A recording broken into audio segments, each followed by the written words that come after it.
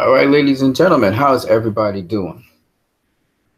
As always, we start off with a piece of scripture, and we are reading from the book of Psalms once again. Psalms, we're looking at chapter 119, verses 65, 66, 67, and 68. You have dealt well with your servant, O Lord, according to your word. Teach me good judgment and knowledge, for I have believed your commands. Before I was afflicted, I went astray, and now I have kept your word. You're good, and you do good. So teach me your statutes. In the pursuit of doing good is always a learning process. Every experience, if your heart is into wanting to do well and do good for others, it's a learning experience. Sometimes you're not on the pathway to doing good for other people. You're in a very destructive pathway.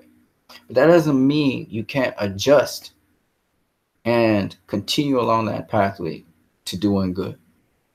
So always seek to do good. But if you want to know who Jesus is, just ask him. If you want to know who God is, just ask him. It's that simple. Let me get into what we're going to talk about today. As you can see, the title is DCEU Realism and Easter Eggs. And we're going to talk first of all about when Superman was clashing with General Zod. We're going to talk about some of the Easter eggs that were present there, particularly physical structures, right?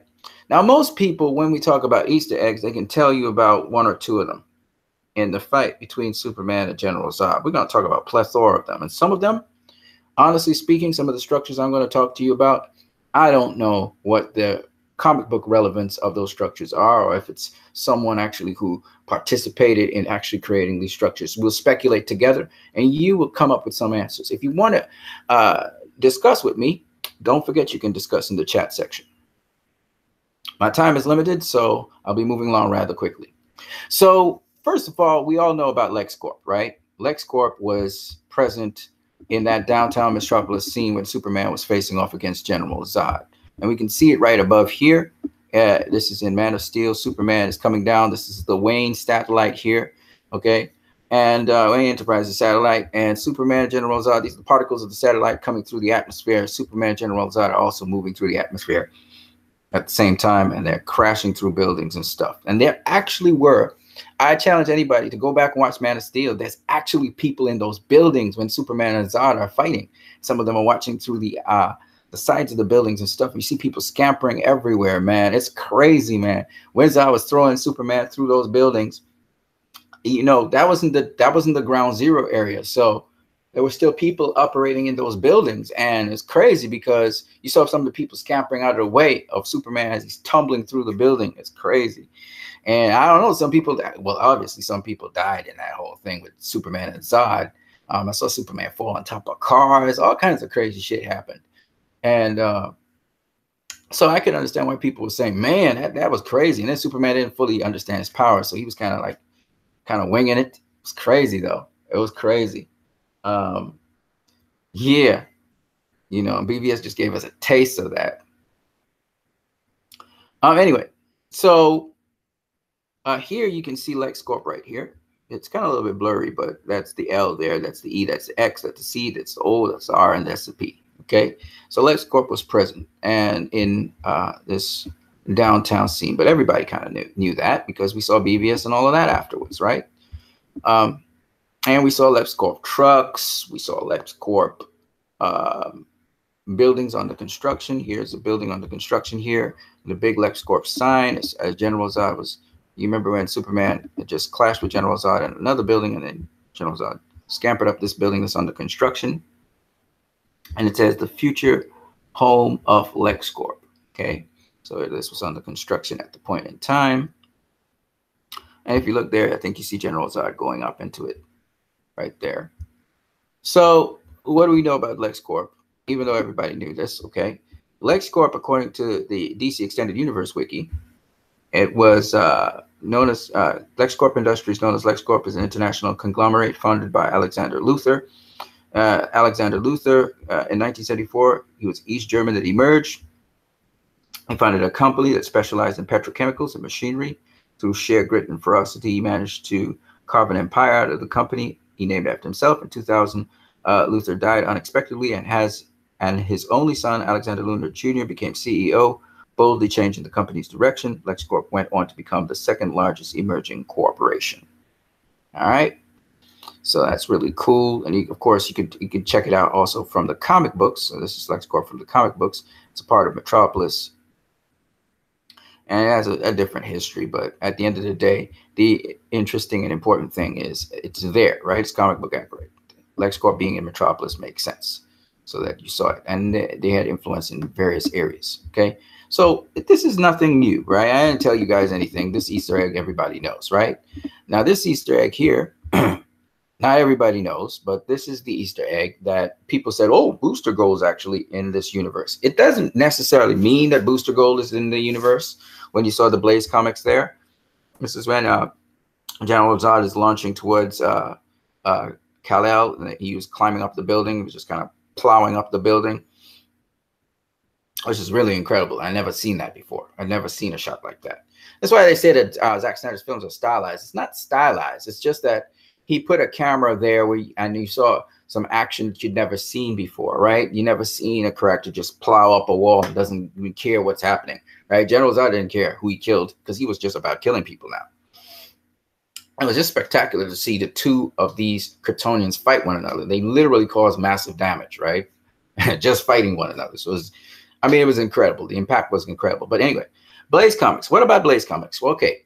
So in Booster Gold, issue number 4 of DC, in May of, I believe this is 86, it's saying. Let me zoom in and let me enlarge this a bit so you guys can see a little bit better. Okay, so you see Blaze Comics there. Right, so it's May 86, that's correct. So in Blaze Comics, anyway, it's literally set in Metropolis. So literally there's a comic book in Metropolis. So inside of the comic book movie is a comic book, okay? And it was known for airing issues of Booster Gold because Booster Gold is very famous. He came from the future, etc. And so this is the actual scene in the comic book in this particular issue, all right? Where they want to do a comic on Booster Gold. But Blaze Comics have been doing comics before that, before Booster Gold came on the scene. So that's why it doesn't necessarily mean that Booster Gold is in this universe. What it might mean is that Booster Gold could be introduced into this universe, right? Anyway, see, meanwhile at Blaze Comics, Skeet's Booster, we obviously owe you both a great deal. And we'll talk more about it right after these messages. So this was on television. Booster was on television with Skeet. Okay.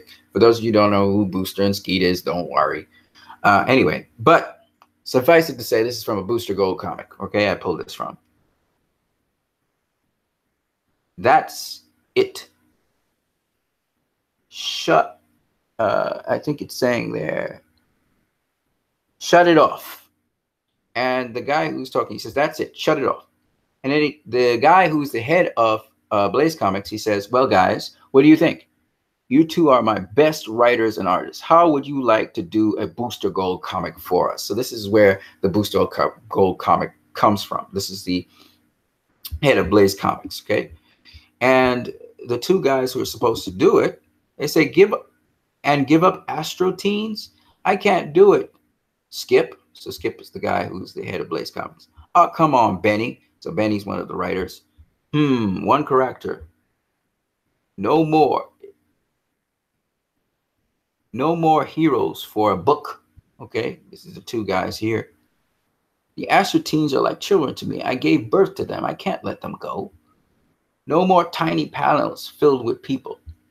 I'll double you guys' rates, Benny. Yours too, Marty. So Benny and Marty were the guys who were supposed to be doing the Booster Gold comic. I think they eventually got killed by a certain gang. I think it was the Suicide Gang, something like that.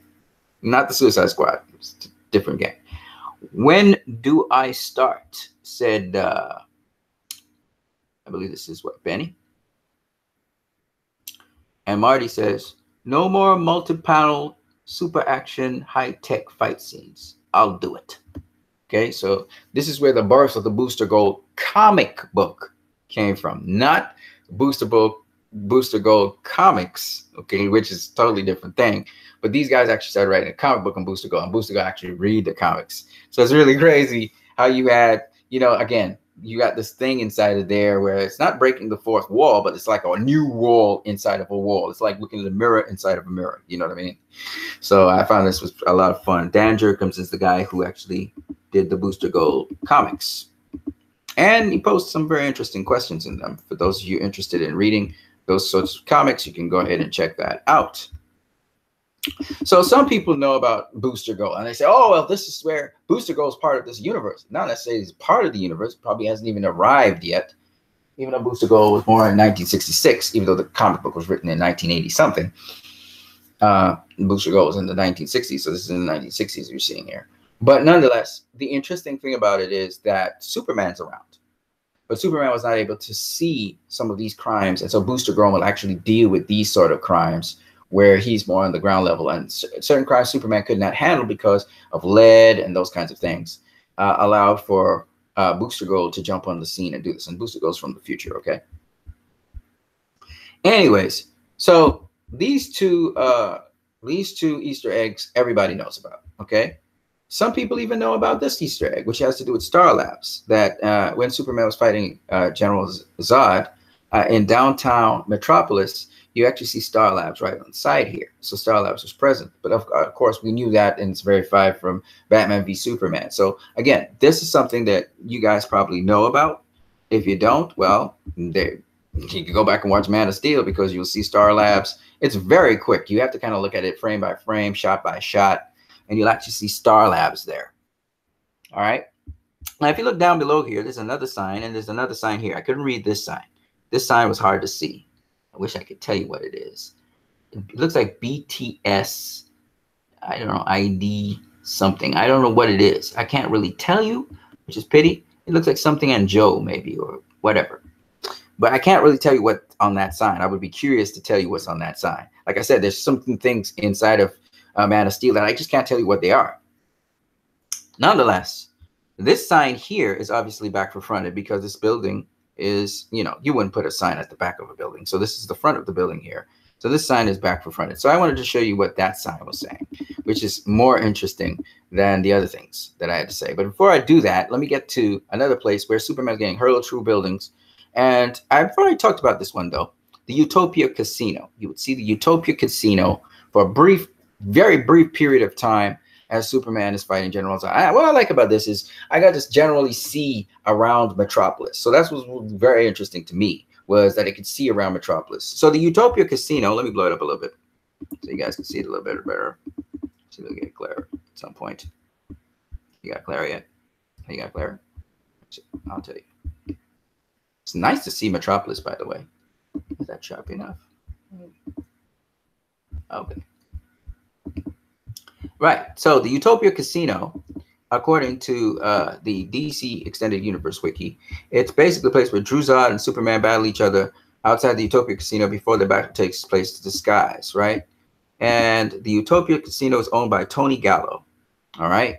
Now you may ask yourself, who is Tony Gallo? Okay. So this is where Tony Gallo is. Now, this is New Earth information, but still nonetheless, it's interesting to find out more about Tony Gallo.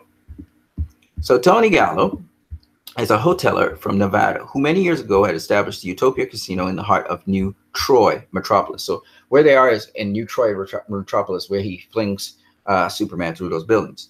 Newspaper magnate Perry White suspected Gallo of being an unscrupulous opportunist and assigned his most solid, incorruptible reporter, Louis Lane, to investigate him. Lane arranged for a personal meeting with Gallo at the Utopia Casino. And one of the things which didn't follow the lore, but Gallo's known as the guy who discovered the kryptonite, and he was the guy that kind of introduced the kryptonite to Superman.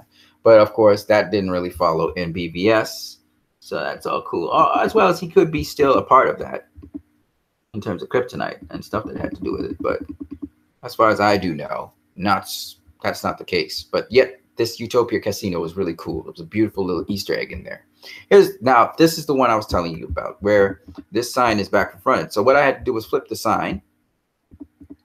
So I flipped the sign, and if you look at the sign, okay, if you look at the sign, let's see, is that clear enough? It should be really clear. All right, if you look at the sign, it's saying ACE, A-C-E, I think you guys can see that, O apostrophe, to say left out a word, and clubs, C-L-U-B-S, right? This is Ace of Clubs. And just so happens Ace of Clubs was shown more than once inside of Man of Steel. Lois Lane was actually an Ace of Clubs. How do we know that? The actor, Bruce Bone, he was in the credit scene shown to be an Ace of Clubs bartender.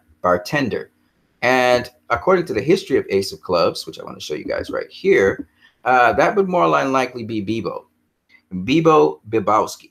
He would be the Ace of Clubs bartender. More than likely, he was the owner of Ace of Clubs. Here's the history of Ace of Clubs, for those of you who don't know. Of course, it's a big central metropolis drinking area.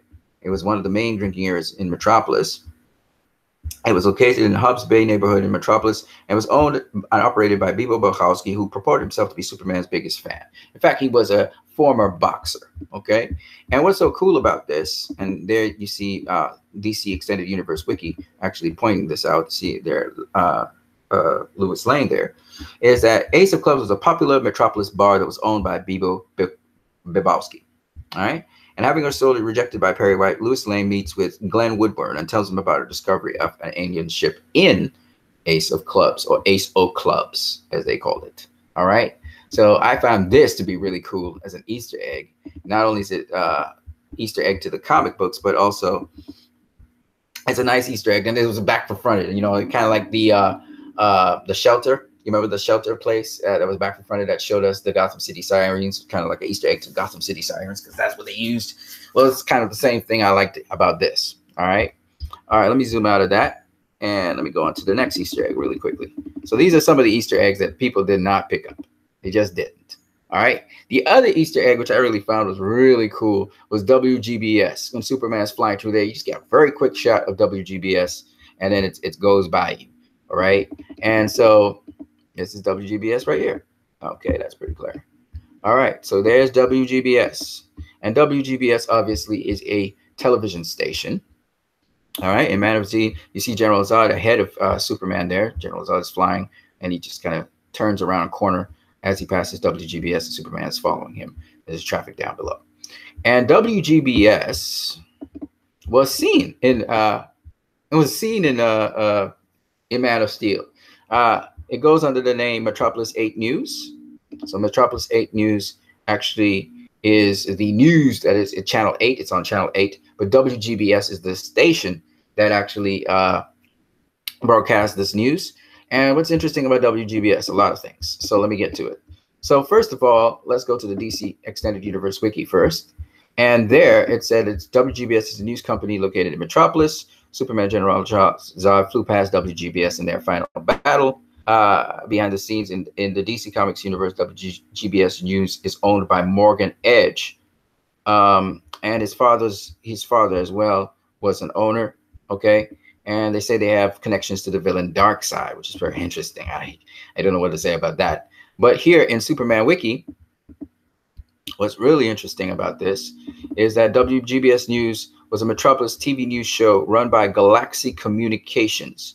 Okay, so the owners of Galaxy Communications, without getting into more detail about just now, which was mentioned before, is anyway, and it was co-hosted by Clark Kent and Lana Lang. Okay, so of course Clark Kent works for the Daily Planet at this present point in time. So that's not the case right now. Maybe later on he'll be actually working for WGB News, GBS News, instead of working at the Daily Planet, and he probably might be working with Lana Lang. Remember, we saw Lana Lang in the we saw her in the in Batman v Superman, right? So it'll be interesting to see how that turns out. The show aired on Channel 8 in Metropolis at 6 p.m. So it's interesting. Again, you have the Channel 8 news there that Zack Snyder pulls up on, and you see, okay, you pretty much get my point, right? You get my drift. Let's come out of that. That's a nice little Easter egg right there. I'm sure a lot of people did not grasp that. So let me just talk a little bit more about Galaxy Communications, right?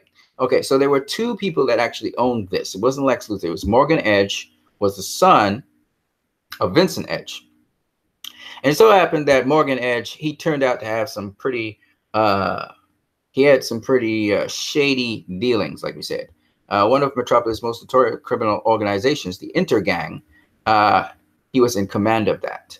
So he was in command of the Intergang. And it's just very interesting. We're going to talk about the Intergang a little bit more, a little bit later, okay?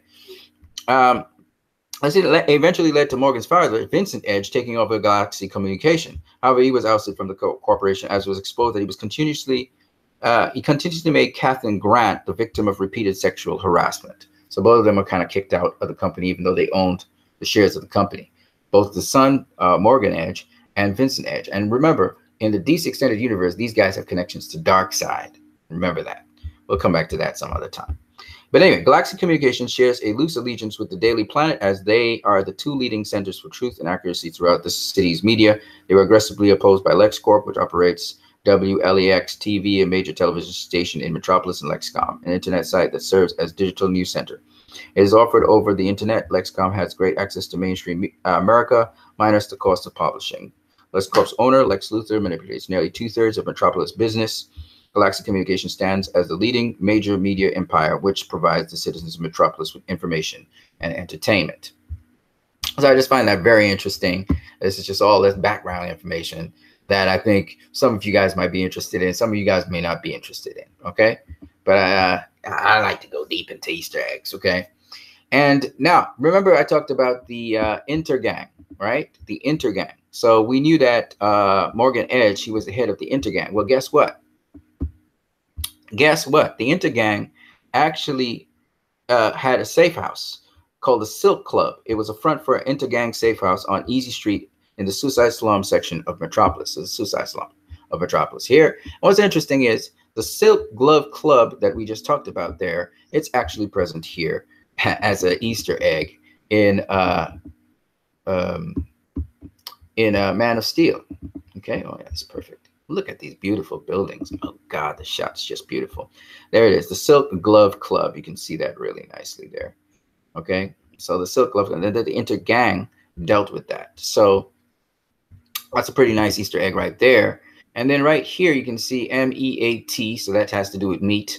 And this looks like RUPERT, Rupert Meat, which leads me to some Easter eggs. I really don't know their relevance, and maybe you guys can answer that. Maybe you guys can't. So Rupert Meat here, do you guys know the relevance of this from the comics? Why is Rupert Meat there? I don't know. I don't even know if it's relevant to comics. I don't know if it's relevant to one of the people who were involved in the production of the film. I don't know, but I can't find any information on Rupert Meat. So maybe some of you guys can find out that for me.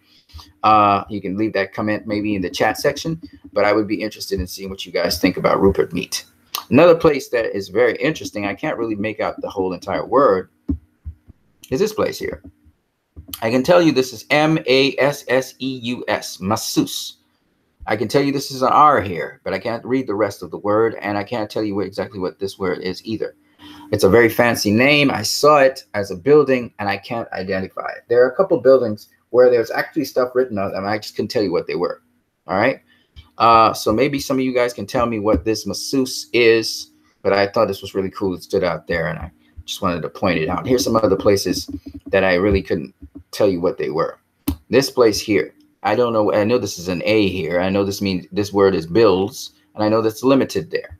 All right. So it was some kind of construction company of some kind. And it says here A. I don't know if that's a B or if that's a J or whatever that. It may be AB Bills, it may be AJ Bills. I found an AJ Bills somewhere. And this looks like COM. Maybe it's .com. I don't know. But you can clearly see this is Bills, right? BUILDS. So that's Bills. That's an A there. These are buildings here. I can't make out what's below there. And I can tell you this is a COM, right? That's COM. So bills.com. A something bills.com is what it is. If you guys know what this is, this company, I would be very interested in it.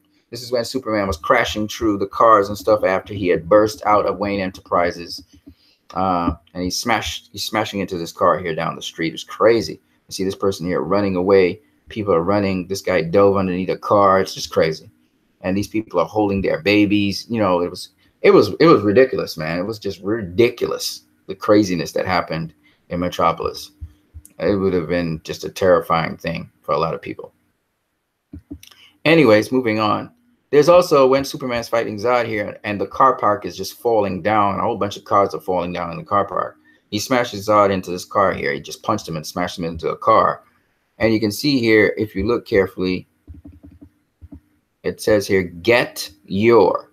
So it's get your something, okay? And up here, I don't know what the heck this is. It's a fancy written something sign. And I couldn't see the entire sign, so I couldn't tell you what it was. So this was another aspect where I just don't know what that is.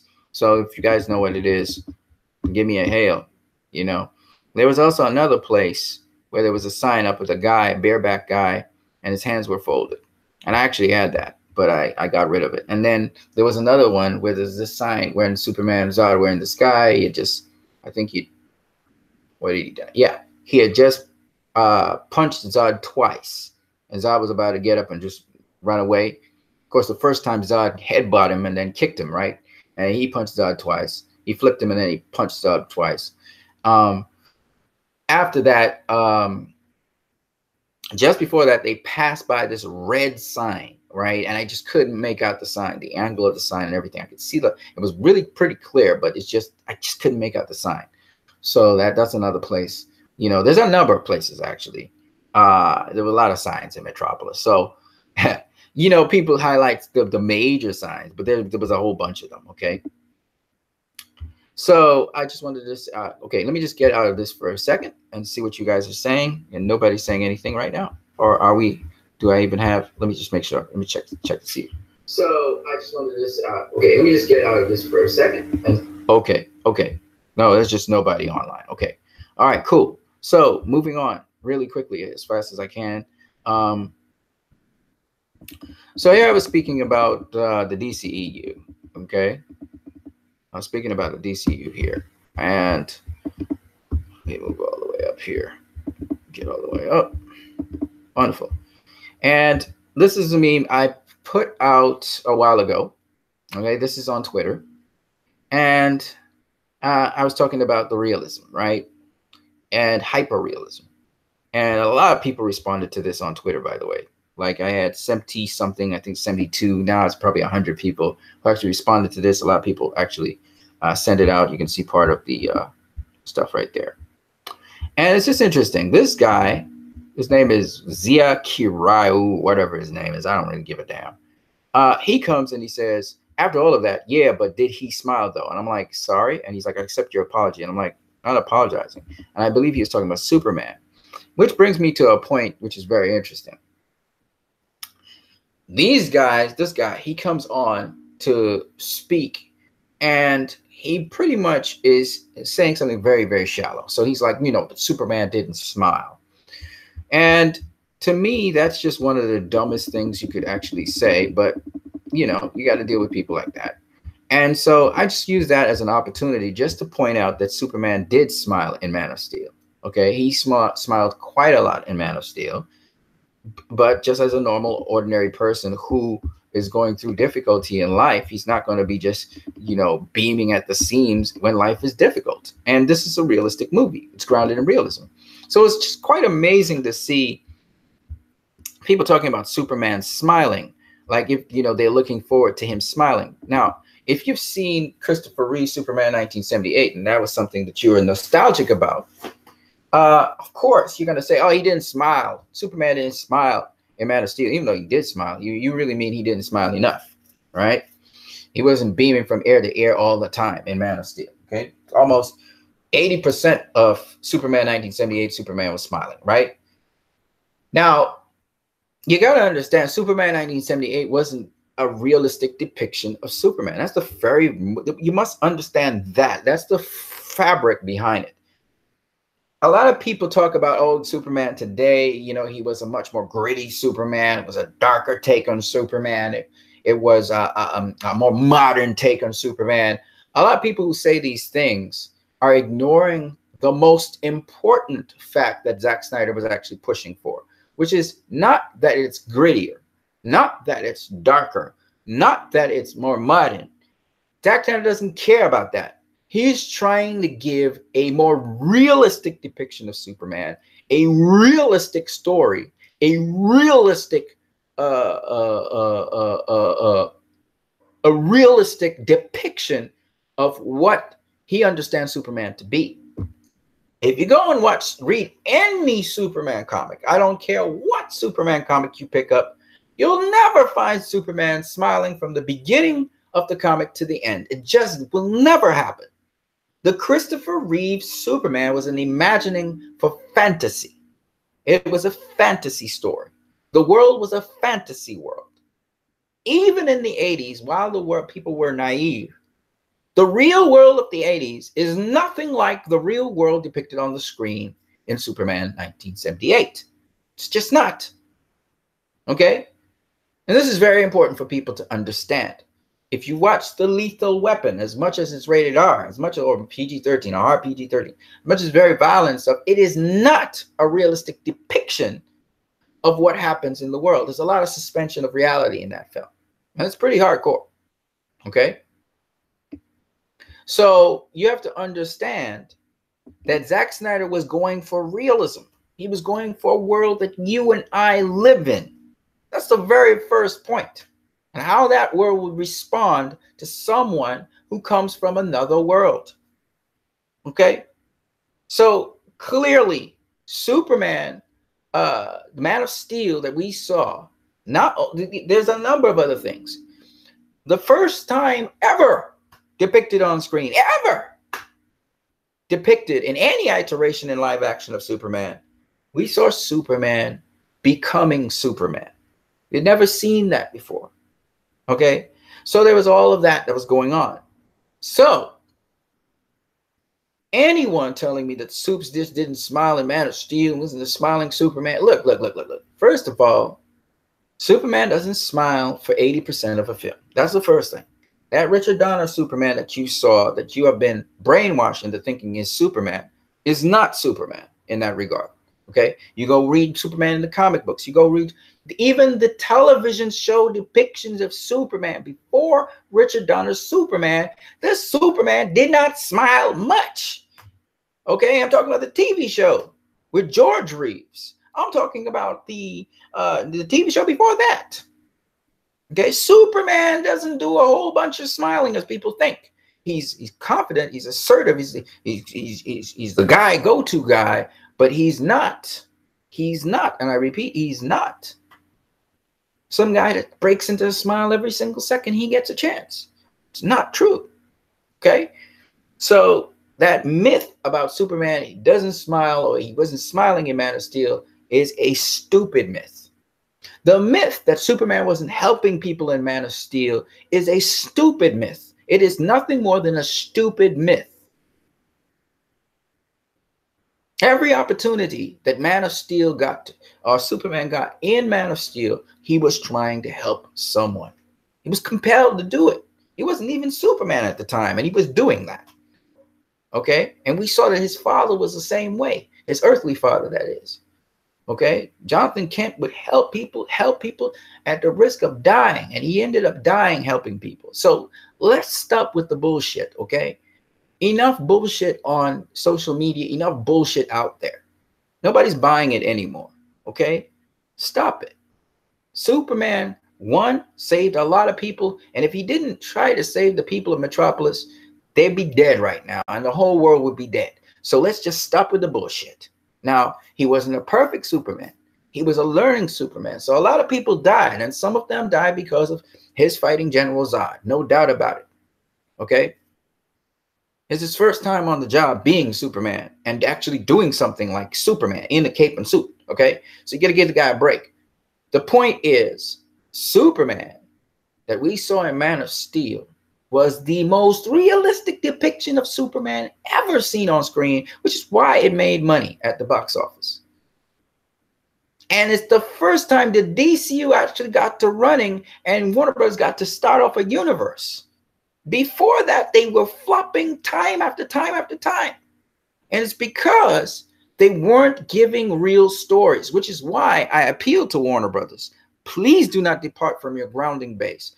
Please do not go and tell these fucking stupid stories like Marvel is doing. Please do not do that. Okay? You can hear the passion in my voice, because what you have started off with is something that actually worked. That's why, even in the face of vitriol and these assholes out here who are constantly trying to tear down these movies, they have survived. Now you have started to compromise, and you started to compromise this by what you did with Justice League, and you also compromised the BVS by giving us a cut that was not the desired cut that the director wanted. You also did it for Suicide Squad as well, when you should have just given out the cut that was there. You have to stay consistent, Warner Brothers, to what got you this far. Man of Steel got off the ground. For the first time, it got off the ground. Despite all the controversy and all the vitriol that people had, it got off the ground and was the first Superman movie since Superman 1978 to actually have people love Superman. The first time people fell in love with Superman was Superman 1978. Okay, some people kind of were digging Superman and Superman 2, but people didn't give a shit about Superman after that, okay? They didn't, because every single Superman movie you put out after that flopped. Okay, Warner Brothers? Use your cranium. Use your brain. You tried to put out Supergirl after that, and that flopped. Okay, that should have told you that what you were trying to sell to the public, they were not buying it anymore. Zack Snyder is the first person after all that time with Richard Donner since 1978. Okay, I'll give you a break. Let's say 1981 with the second Superman movie. Since 1981 to actually get Superman to the public so that it made money for you. And he started off the DCEU. Zack Snyder. Now, if you guys think that you are smarter than this guy, and you think you can carry on the DCEU without this guy, and you think that you will get Marvel fans to come across and support your movies, if you go and you do the same thing Marvel is doing, guess what? You're going to get a reality check, because you're to put the finger up, and you already kind of did it for two movies, Justice League and for Suicide Squad. You put the finger up. You gave people post-credit scenes. When you heard Zack Snyder say, we're not going to do post-credit scenes, the guy who got you a universe, you decided, oh, I'm going to put up we're going to put up post-credit scenes. Okay, David Aaron, you're going to put up post-credit scenes because Marvel's doing that. Because everybody says you got to be like Marvel, because all the media houses are telling you, you got to be like Marvel.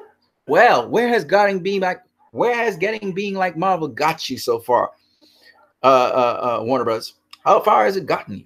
The critics, they're borderline. They're not giving you the 80%. You're not getting 90% of them, because guess what?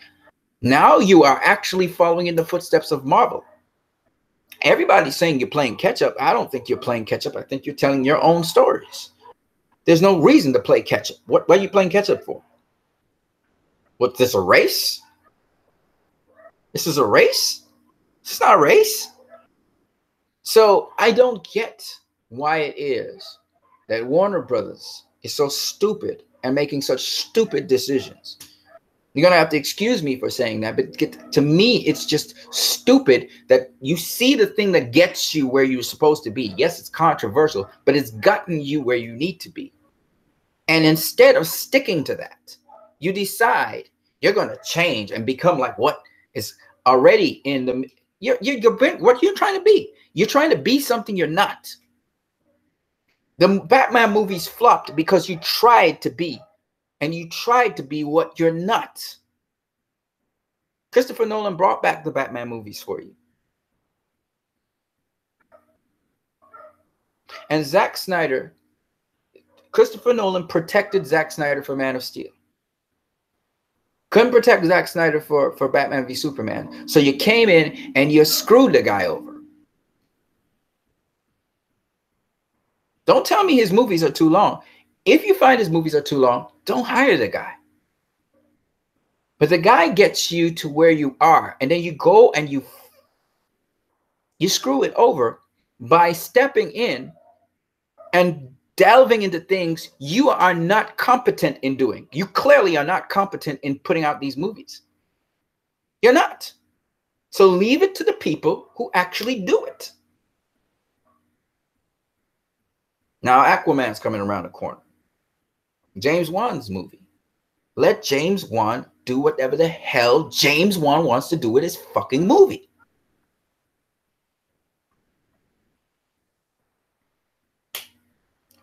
So that's what I'm trying to say. And I'm hoping that Warner Brothers will take note, because I'm telling you, man, shut across the bow. Your time is up. And on top of that, Warner Brothers and AT&T, you got to understand, the fans are already tired of you because you're not faithful to them and what they want, which is you got them on board with the DCU because of Zack Snyder. That's how you got them on board. You got me on board with the DCEU because I enjoyed Man of Steel. All right. Now, I'm not saying that you can only work through the DCU with only the core fan base. That's not possible. But what I can tell you is you need to have everybody in the core fan base on board at least, so you can build outwards from there. Okay. So the first thing, if I were you, Warner Brothers, is I would allow Zack Snyder to finish off his movie. Yeah, he may have to fund it, but you should at least give him the green light to take the licensed stuff that he has, and you'll be able to distribute it for him. But he will have to fund the finishing of the product. Now, it's up to him if he wants to do that or not. I think he would take it on like yesterday. He would take it on like a hot fish. He loves this stuff. I see him posting up pictures all the time. So I know he loves this stuff. So it's really up to you, Warner Brothers. And if you take 10, 12 years, you ain't going to have a universe. I'm guaranteeing you that. Your universe will be fucked. Straight up talk.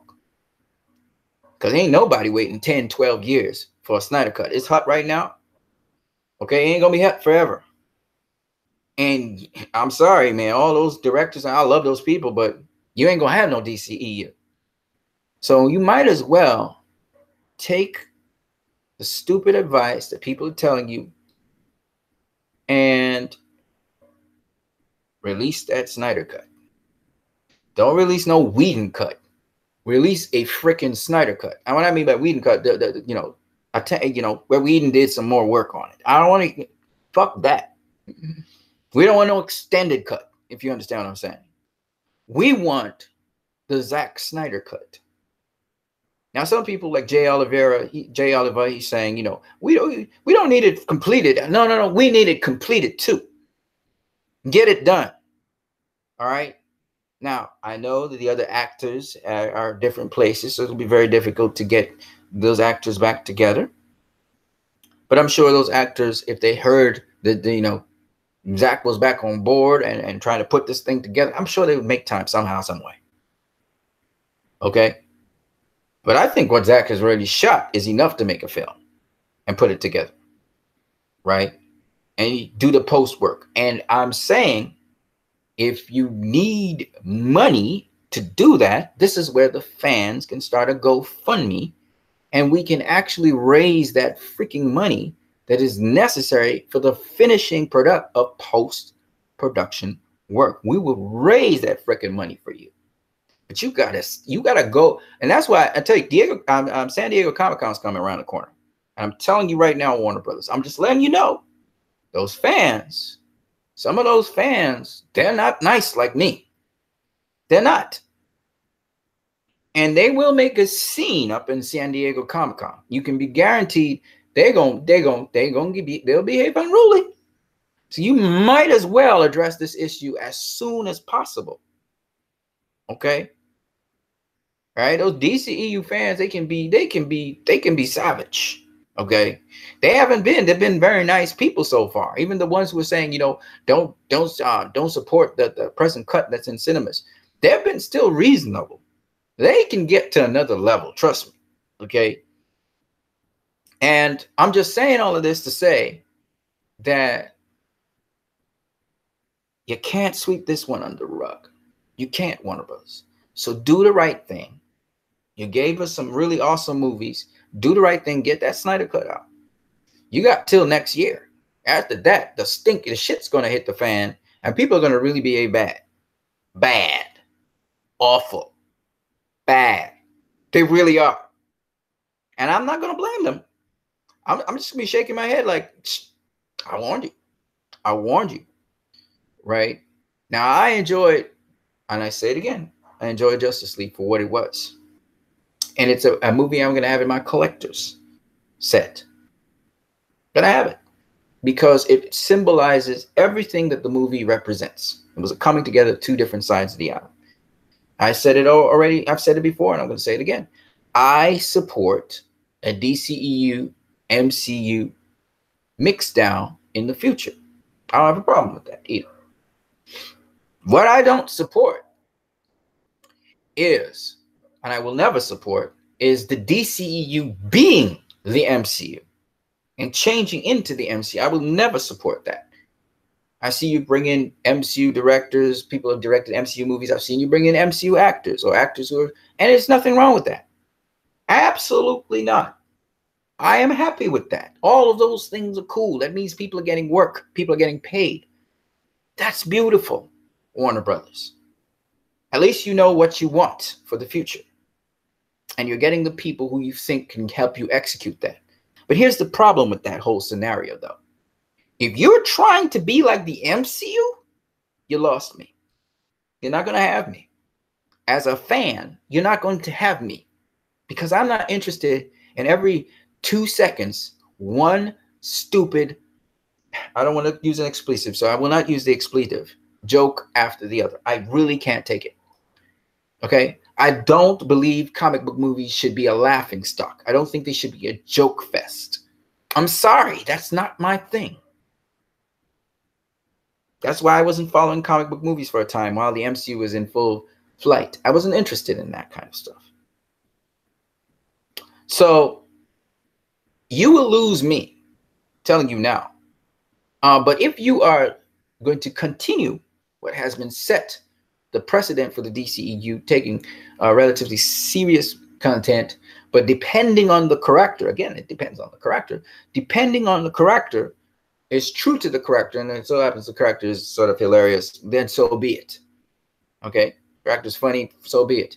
But I expect also that scientific detail that Zack Snyder had paid so much attention to, which sadly, that detail I was looking for in Justice League at certain points. You know, early on in Justice League, you were getting that certain level of detail. It was abridged, but yet it was there. But as we went further along the movie, the detail started to be more and more lacking. And you can see it was less and less scientifically based and more fantastical. Now, when you start to do that with movies, I'm going to tell you right now, Warner Brothers, you're going to lose me. Right? It depends on the character, of course, but you're going to lose me. So we're not trying to have Sunday morning cartoons. Not trying to have that. I'm not interested in that. I'm interested in something deeper. Something that delves deeper into things. So we'll see. I don't know. We'll see what comes up. Aquaman's coming around the corner. James Wan, this is his movie. This is a different director. I'm not expecting something that Zack Snyder would do. I'm expecting something that James Wan would do. Okay? I'm expecting a James Wan movie. Just as how I expect Wonder Woman to be a Patty Jenkins movie, not a Zack Snyder movie, a Patty Jenkins movie. But God damn it, man. Justice League needed to be a Zack Snyder movie. That's what you had in their credits. All the way through. It's not a Zack Snyder movie all the way through. It's not all the way through a Zack Snyder movie. We know this. All right? And I was one who defended the movie, and I said it's a Zack Snyder movie. I said that. Yeah, for the majority of the movie, it's Zack Snyder stuff, and it's his style for the most part. Okay? But it's not his movie. It's not his movie. It's not his movie. The Zack Snyderisms that absolutely are in that movie. In fact, majority of the movie is Zack Snyderisms. But it's still not his movie in terms of that is not what Zack was going completely for. And details matter, folks. Details matter in how you tell a story.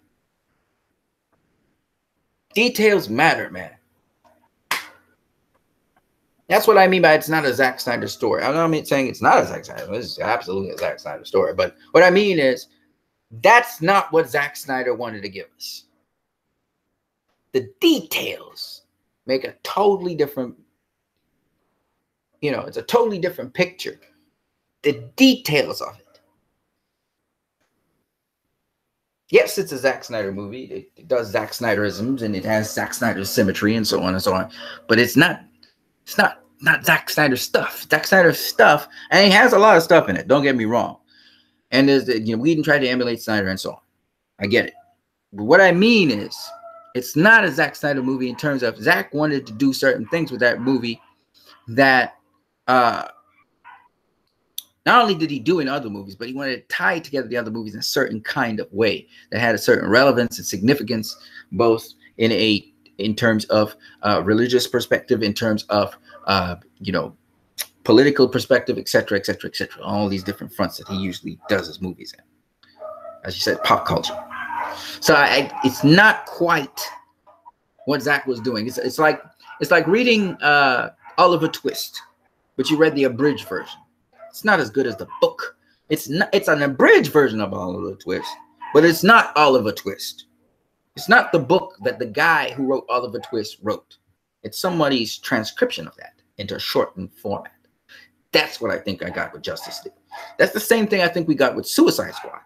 We got an abridged version with the edge taken off of it, even though it had some edge, that David Ayer really wanted to give us.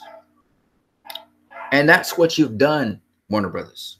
It's your so-called brilliant ideas and your post-credit scenes trying to emulate Marvel. And people are tired of that bullshit. We're tired of it. All right, so let me go on to something else here that I'm dealing with here. Yes. So this is Marvel, in my opinion. Marvel, and you look at all their memes for Marvel, and their memes are empty. They're always jokes, jokes, jokes. Marvel fans, they love jokes. Ha, ha, ha, ha, ha.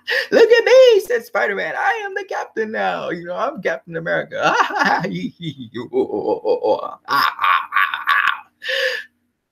And I just hate that shit. And if this is what Warner Bros. Wants us to become, and if this is what this guy, this dummy here, this is what this guy was accusing me of, whatever his name is. Well, let's see what his name is. And he's saying, why didn't Superman smile? Oh my God, it's a joke. All right, Zia Kiryu, whatever his stupid name is.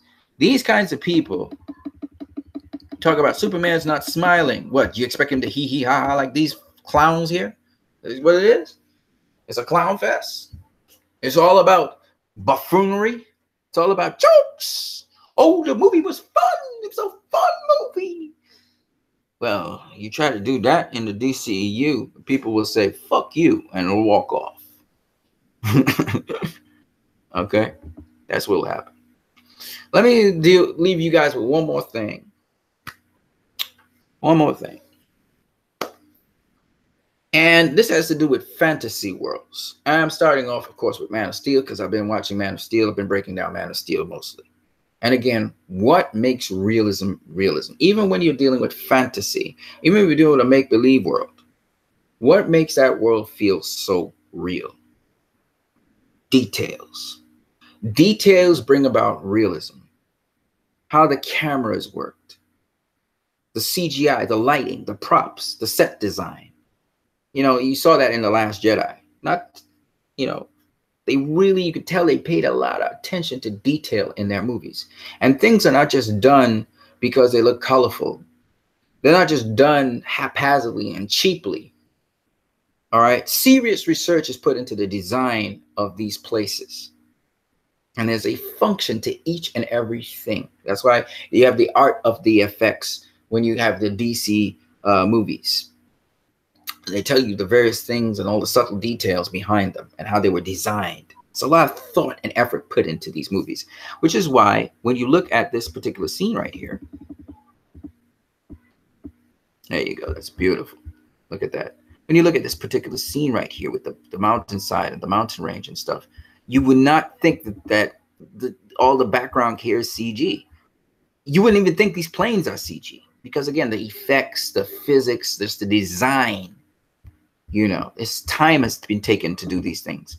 When you look at Themyscira here, you will not think that a lot of this set here is CG. This is a set. Yes, it's an outdoor set, but it's a set nonetheless. It's a set you're looking at here. This is not real water. This is not a real statue here. This is not a real background here with mountains and stuff that you see. And that's the beauty of this thing. And it feels real because it's grounded in reality. Look at all these places. Half of these places is CG. But you can't, it doesn't feel that way. It feels like a real place because there's attitude, there's detail, there's shading. There's all the moss growing on the walls from the plants. You know, there's detail everywhere. Everywhere there's detail. Time was really taken in doing these movies. And this is the actual set right here. Once again, you got your props, but the props are real props, and they actually research the props, historically and otherwise. It's a whole different world, Krypton. Totally different world, planet. And yet the set design is one that catches your attention, feels organic. The idea was to go for organic thing that, you know, people would think is real. Even the planes are bioorganic. And it's just interesting looking at these different outlooks to how you approach a movie. And this is the thing that I think a lot of these other sort of comic book movies, they have these fantasy worlds or these fantastic worlds, but they fall short of. And so you get that grounding and realism in these movies when in other movies you just don't get them. Okay? Oh, wow. I was not aware all you guys were talking here. Dave Ethan, how you doing, man? TNJ Alex, what's up, homies? Anson and Dave. Wow. We got a lot of people up in here. I didn't even know you guys came on board. Okay. So let's see what you guys are saying. Lol, Justice League indeed. TNJ Alex says, I kind of got mad when I saw Flash on top of Wonder Woman. Oh, dude, man. Dude, that was, and you know what's the thing about it? The trajectory of the Flash on top of Wonder Woman. He literally fell on top of her. Now, you push somebody out the way, you're not going to fall directly on top of them. Telling me it was a reshoot. You would fall sliding into them. Kind of like what happened with, well, there was a I can't remember which. So, you know, he was moving so fast, he would have pushed. So even if he fell on top of her, and then he falls vertically down on top of her into her breast. Like, man, get the fuck out of here. You know, it really annoyed me, man. It really annoyed me as well. But I excused it because I said, you know what? He did a great scene. Whedon did a great scene when Flash was painting that guy's face. That was a fantastic scene. I also enjoyed, for the most part, Batman, especially the beginning opening scene that he did with Batman was just fantastic. I also enjoyed the scene where Wonder Woman and Bruce Wayne interacted. One of them pushed him. You know, I thought that was okay scenes. I mean, he did kind of mess up and fumble on the cyborg part, the history, you know, but it is what it is. TNJ Ellis says he seems to smile only when he means it. Yeah, but then again, it's realism, TNJ Allen. You know what I'm saying? I didn't know you guys were talking so much. Otherwise, I'd be talking back to you guys. But yeah, it's realism. So what you expect in a realistic movie is if somebody smiles in a realistic movie, it's a genuine smile, right? Again, this is, I mean, I challenge you, go read any Superman comic, especially the recent ones when he you know, after Death of Superman, when Superman came back with the long back, you know, the ponytail and stuff. Go read those comics. First of all, the ones with the ponytail, he was much more gritty, okay? And since then, Superman's been a lot more gritty, right? But even besides that, even if you go, you know, with the Superman before Death of Superman comic in the 1990s, if you even go back to the earlier Supermans, even the very first Supermans, even the very first Superman television series, he's a take charge kind of Boy Scout dude, but he ain't smiling all the time, all right? I think people get caught up in the Christopher Reeve Superman. That's the Superman they believe in. And maybe if you go Lewis and Clark, where there's a lot of jokes, again, a lot of jokes going on. And Lewis and Clark was an enjoyable thing for me because I like the dialogue between them, but it was television, right? And so I think that's the kind of thing that people talk about. But if you go and watch Smallville, I dare anybody, go watch Smallville. If you guys say you like Smallville, you would not ask that stupid question about whether Superman is smiling all the time. Because in Smallville, Supes hardly smiles as well. Because it's, again, a realistically grounded movie, in my opinion. Giovanni D'Addario, he's laughing his ass off. Hey, yo, dude, you know what I gotta say, you know, it is what it is. TNJ Ayala, the only thing more toxic than MCU fans are Star Wars fans, in my opinion. Yeah, man. You know, it's just like, yo, I don't think Star Wars fans are toxic. Actually, there are a lot of Star Wars fans that I actually love, but my God, man, some of these Star Wars fans, man, they need to really just, somebody need to slap them, man. TNJ Ayala, I like The Last Jedi too. I not only like it, I love it. I'm saying it again. I'm on record of saying it's a masterpiece of filmmaking. All right, and I'm somewhat surprised that people are actually looking at The Last Jedi and talking bad about it. It's like, to me, it's hypocrisy. I mean, okay, the actor who was playing Luke Skywalker, he was opening his big ass and talking some shit. Okay, he was talking shit about the movie, and that asshole also helped. And that's why if the guy ever told him fuck you, I can understand, because dude be opening his mouth and saying some real stupid shit and sabotaging the movie, you know. So that's what I got to say about that. Mr. Cosmico said hello Mr. Cosmico, shout out to you, brother. TNJ Alice says Themyscira was gorgeous, looked and felt epic and authentic. Yeah, and it felt like an actual place. It felt like an actual place. And you know what's weird, TNJ Alice? The weird thing about it is Krypton also felt like an actual world. And again, it's that grounded realism. It's that organic feel. Patty Jenkins pushed for organic feel. She did not push for a sort of, and you know what's interesting? The pushback on that was when Zack Snyder actually introduced Themyscira, and we saw Themyscira on the scene for Justice League. People were saying how fake it looked and CG, and it was so funny to me because these are the same people, critics and otherwise, who are praising up Thor Ragnarok. You know, Ragnarok looked like a great place, and praising up Black Panther. Black Panther looked like a place, and people actually talking about going there. Heavy trolling, heavy fucking trolling. You know what I'm saying? Both places look like shit compared to those other places. Those other places, both Themyscira, Krypton, and even Atlantis that we saw on TV, with just first little glimpse of Atlantis we saw, and even when we first saw Aquaman and Batman v Superman, that shit looked authentic. I could buy that it was underwater. I could buy that it was in the sea. These people talking about it was ugly and bland. I was like, shut the hell up. You know, sometimes I get so angry, you know, I get pissed at people. And I'm like, man, just shut your fucking trap, man. You know, I cuss the F word, but it's just like, you know, you can tell that these assholes, they're just trying to bash something because they're partisan. You can tell that, right? And you could tell they're just trying to tick people off and you know, say fuck you or whatever. You can tell how much effort and work was put into Aquaman. And I don't see how James Wan actually pulls it off, and if the stuff looks real or if it looks CG. But at the end of the day, we're hoping for it not to look too comic booky. I want it to look like if it's really someplace underwater, like what was happening. But again, you know what? I'm gonna give the movie a chance, whatever it is. Just don't suspend my reality. Let's have some realism in there, you know. I don't know. We'll see. James Wan's a different director anyway. David Ayers, Suicide Squad, again, grounded in reality for the most part until the last final act. And so that's the thing I like about these movies, you know what I'm saying? And again, to me, when you can actually ground something in such a reality that you feel the thing is real. Themyscira is not real. Krypton wasn't real. Okay, those are not real worlds, but they felt real. And the reason they felt so real was because of the details put into them. A lot of work was put into those movies. I can tell you for a fact, Thor Ragnarok, not a lot of work was put into that fucking piece of shit. Okay. You look at Infinity War, not a lot of work was put into that shit either. Okay, I can tell you that. These are cheap production movies. There was a cheap piles of shit that were put on the screen.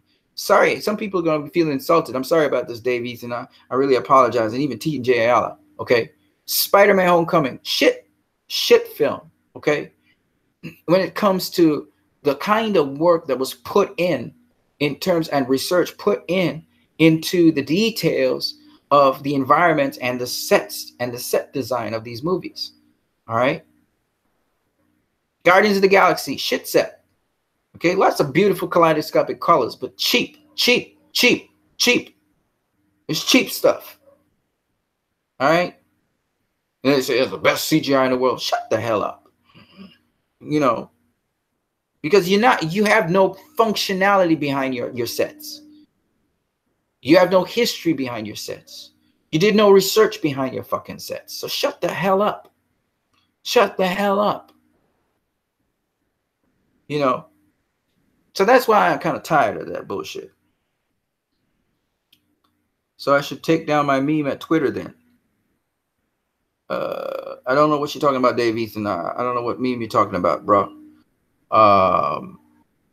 You know, you love, I think that you love DCU and the MCU. All I'm saying, and I use that strong language, is because I had to push back at the people who were saying that the DCEU sets look like CGI and there's CGI everywhere. And I had to push back on that because there's these lies that are circulating. You know what I'm saying? There's these lies circulating. So that's all I'm saying. I'm saying that these people, they come with their half-ass pieces of shit and throw it on people and they gobble it down. No disrespect to you, Dave Eaton. I know you like the MCU and stuff. And ain't nothing wrong with liking fantasy, all right? There's nothing wrong with that. I am talking about the people. You got to understand where I'm coming from. I'm not saying that the MCU should not exist and I'm angry that they made money or anything. I'm not saying none of that. I'm just saying the hypocrisy of some people to condemn something that is a superior product, something that's a superior product they're condemning, but yet they give a pass on inferior products. That's what I'm talking about. That's all I'm saying. That's all I'm saying. And so, and then they don't want, when somebody says, you know what, you are a fucking fanboy. When you actually go in on these people, they're like, oh, look at you. You have to target us, blah, blah, blah, blah, blah. And they try and play defensive, kind of like these Trumpian people today, right? But you're really trolling hard. You're trolling the DCEU, and you're hoping it would fall so you don't have to deal with such high product and high quality. And you want to talk about they're not good films and they're not, you know, their stories are not good. And then you go and you troll the shit out of them and you make exactly the stories that they've been making. That's the shit happening. They went in and all of these detractors and all these haters posted all kinds of negative media about Justice League. All kinds of negative media. And then they came right after Justice League. And guess what they did? They made a film just like Justice League. Fucking assholes. Trolling. Right? They trolling. So you have to know that. All right? Karen Joel, TNJ Ellis says, Ola, Mr. Cosmico. So you get where I'm coming from. I'm not saying I hate the MCU or none of that shit. Right? The MCU's doing their thing. I'm happy for them. I'm not saying I hate what they're doing. I'm just saying that it is such hypocrisy for people to call out the DCU and be trying to put negative things and a negative stigma on the DCU when the MCU is trying to copy everything that the DCU is doing, and they trolling the DCU hard because they know the DCU is a forefront. He's the front burner. And Warner Brothers is such, to me, they're so stupid they don't realize what they have. To me, they're stupid. They're acting stupidly. And they're trying to be what the MCU is not trying to be. Their MCU is trying to be better. They're trying to follow the DCEU.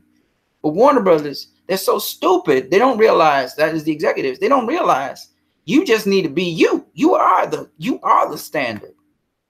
You're going to have to withstand the hate for a while, but everybody's going to come to recognize you are the standard if you just persevere on the line that you were going. And they can't, like, for the life of them, they can't understand that. And the executives are fucking it over time and time again. They are fucking up the stuff. Anyways. David says, you know, the one that regards to the Snyder Cut. No, keep that. You're right. You cannot be hating on the present cut. You cannot hate the present. See, that's the thing, David.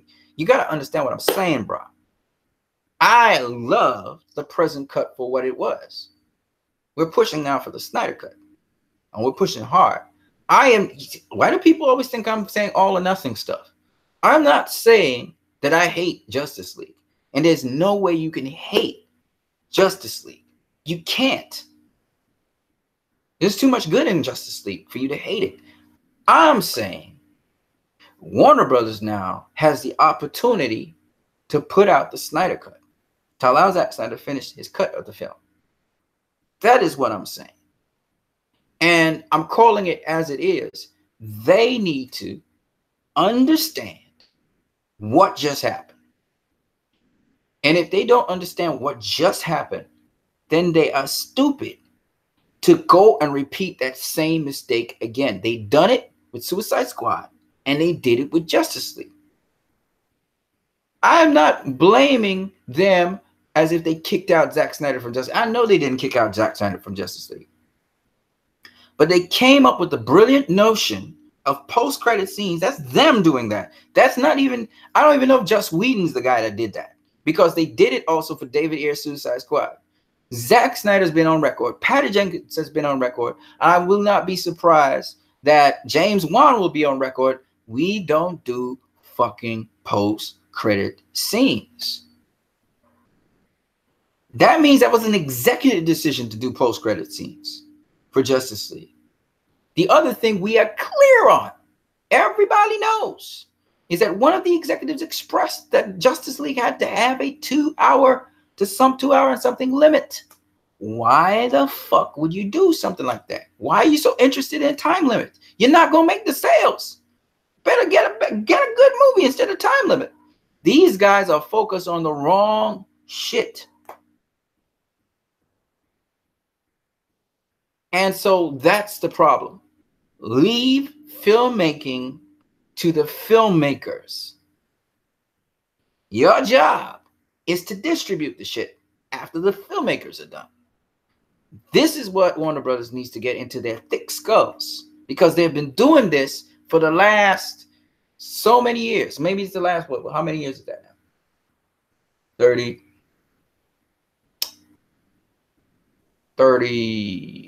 40, 50 years. These motherfuckers been doing this for 50 years. 50 years they've been messing up like this. From the first Richard Donner movie. After that, they fucked up. Right? Superman 2, Richard Donner had to leave the project because they fucked it up. As soon as they get something and somebody gets some momentum for them, they take over and they decide, no, this is what you need to do. They constantly fuck up. They did it for Richard. They did it to Richard Donner. They did it to Tim Burton. They did it to, they haven't done it to Christopher Nolan. They did it to Zack Snyder. Okay. How many times they gonna do this shit? Right? And every single time they interfere, guess what happens? Guess what happens? The movies tank. It may take 2 movies for it to happen, but it happens. Right? You bring in Schumacher. You look at Tim Burton's work, you look at Schumacher's work on any Batman film. Schumacher's work is inferior to Tim Burton's work. Right? Thanks to Schumacher, their franchise goes dead. Right? We fast track. Superman is a dead franchise when it comes to movies. They can't get it to work. Zack gets it to work. He gets it to work a second time with Batman v Superman. They don't make as much money as they would want to. It's all good. But they touch Zack Snyder's work with Batman v Superman. They're going to tamper with his work. Oh, we need a certain time frame. And blah, blah, blah. Right? They tamper with his work. Come Justice League, they tamper with his work again. All right? How many times you going to have to tamper with somebody's stuff while you can leave your fucking hands off this stuff? That's all I want to know. That's all I'm saying. Leave your hands off this stuff. Don't tamper with this stuff. That's what the fans be saying.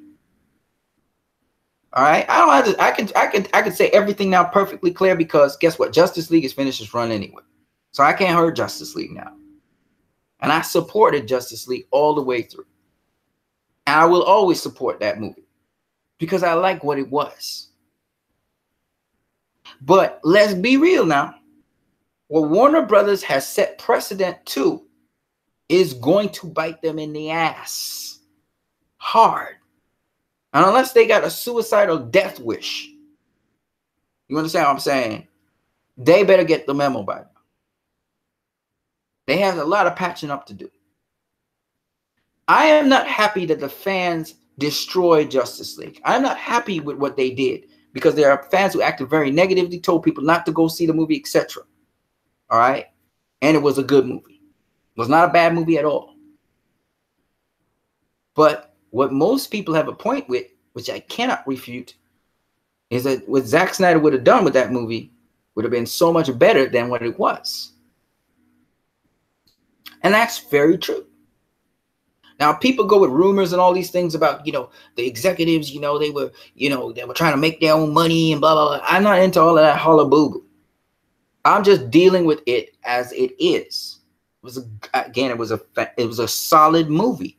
I'm not saying it wasn't a solid movie. And I picked it apart and I showed you where there are the things that annoyed me and whatever. But let's be real now, Dave Ethan. Let's be real and say it as it is. And that is that this movie, Zack Snyder had like completed stuff, like completed footage, post-production stuff done on this movie. All right. He had a lot of completed stuff. This is the thing that gets me. And when Warner Bros. Came out with a home release and they showed us some completed stuff from Superman, which you saw, and the significance, the relevance of that stuff, that's what ticked me off a little bit, but I was happy I saw it. And because I was happy I saw it, I knew there was a Snyder cut there. The evidence now was there. There's a Snyder cut. It ain't finished. There's still some post-production work to be done. Maybe even some reshoots if we want to go for perfection. But there is a completed storyboarded movie. This is what Jave Oliver was saying, which is absolutely true. And it absolutely was a Snyder cut. It's not a completed Snyder cut. This is what the present cut, we call it a Snyder cut because it was completed. But there is a version, as Zack Snyder would say, that he actually completed. He did, like storyboard. It's from beginning to end is a complete story. Okay? But it needs touching up and stuff.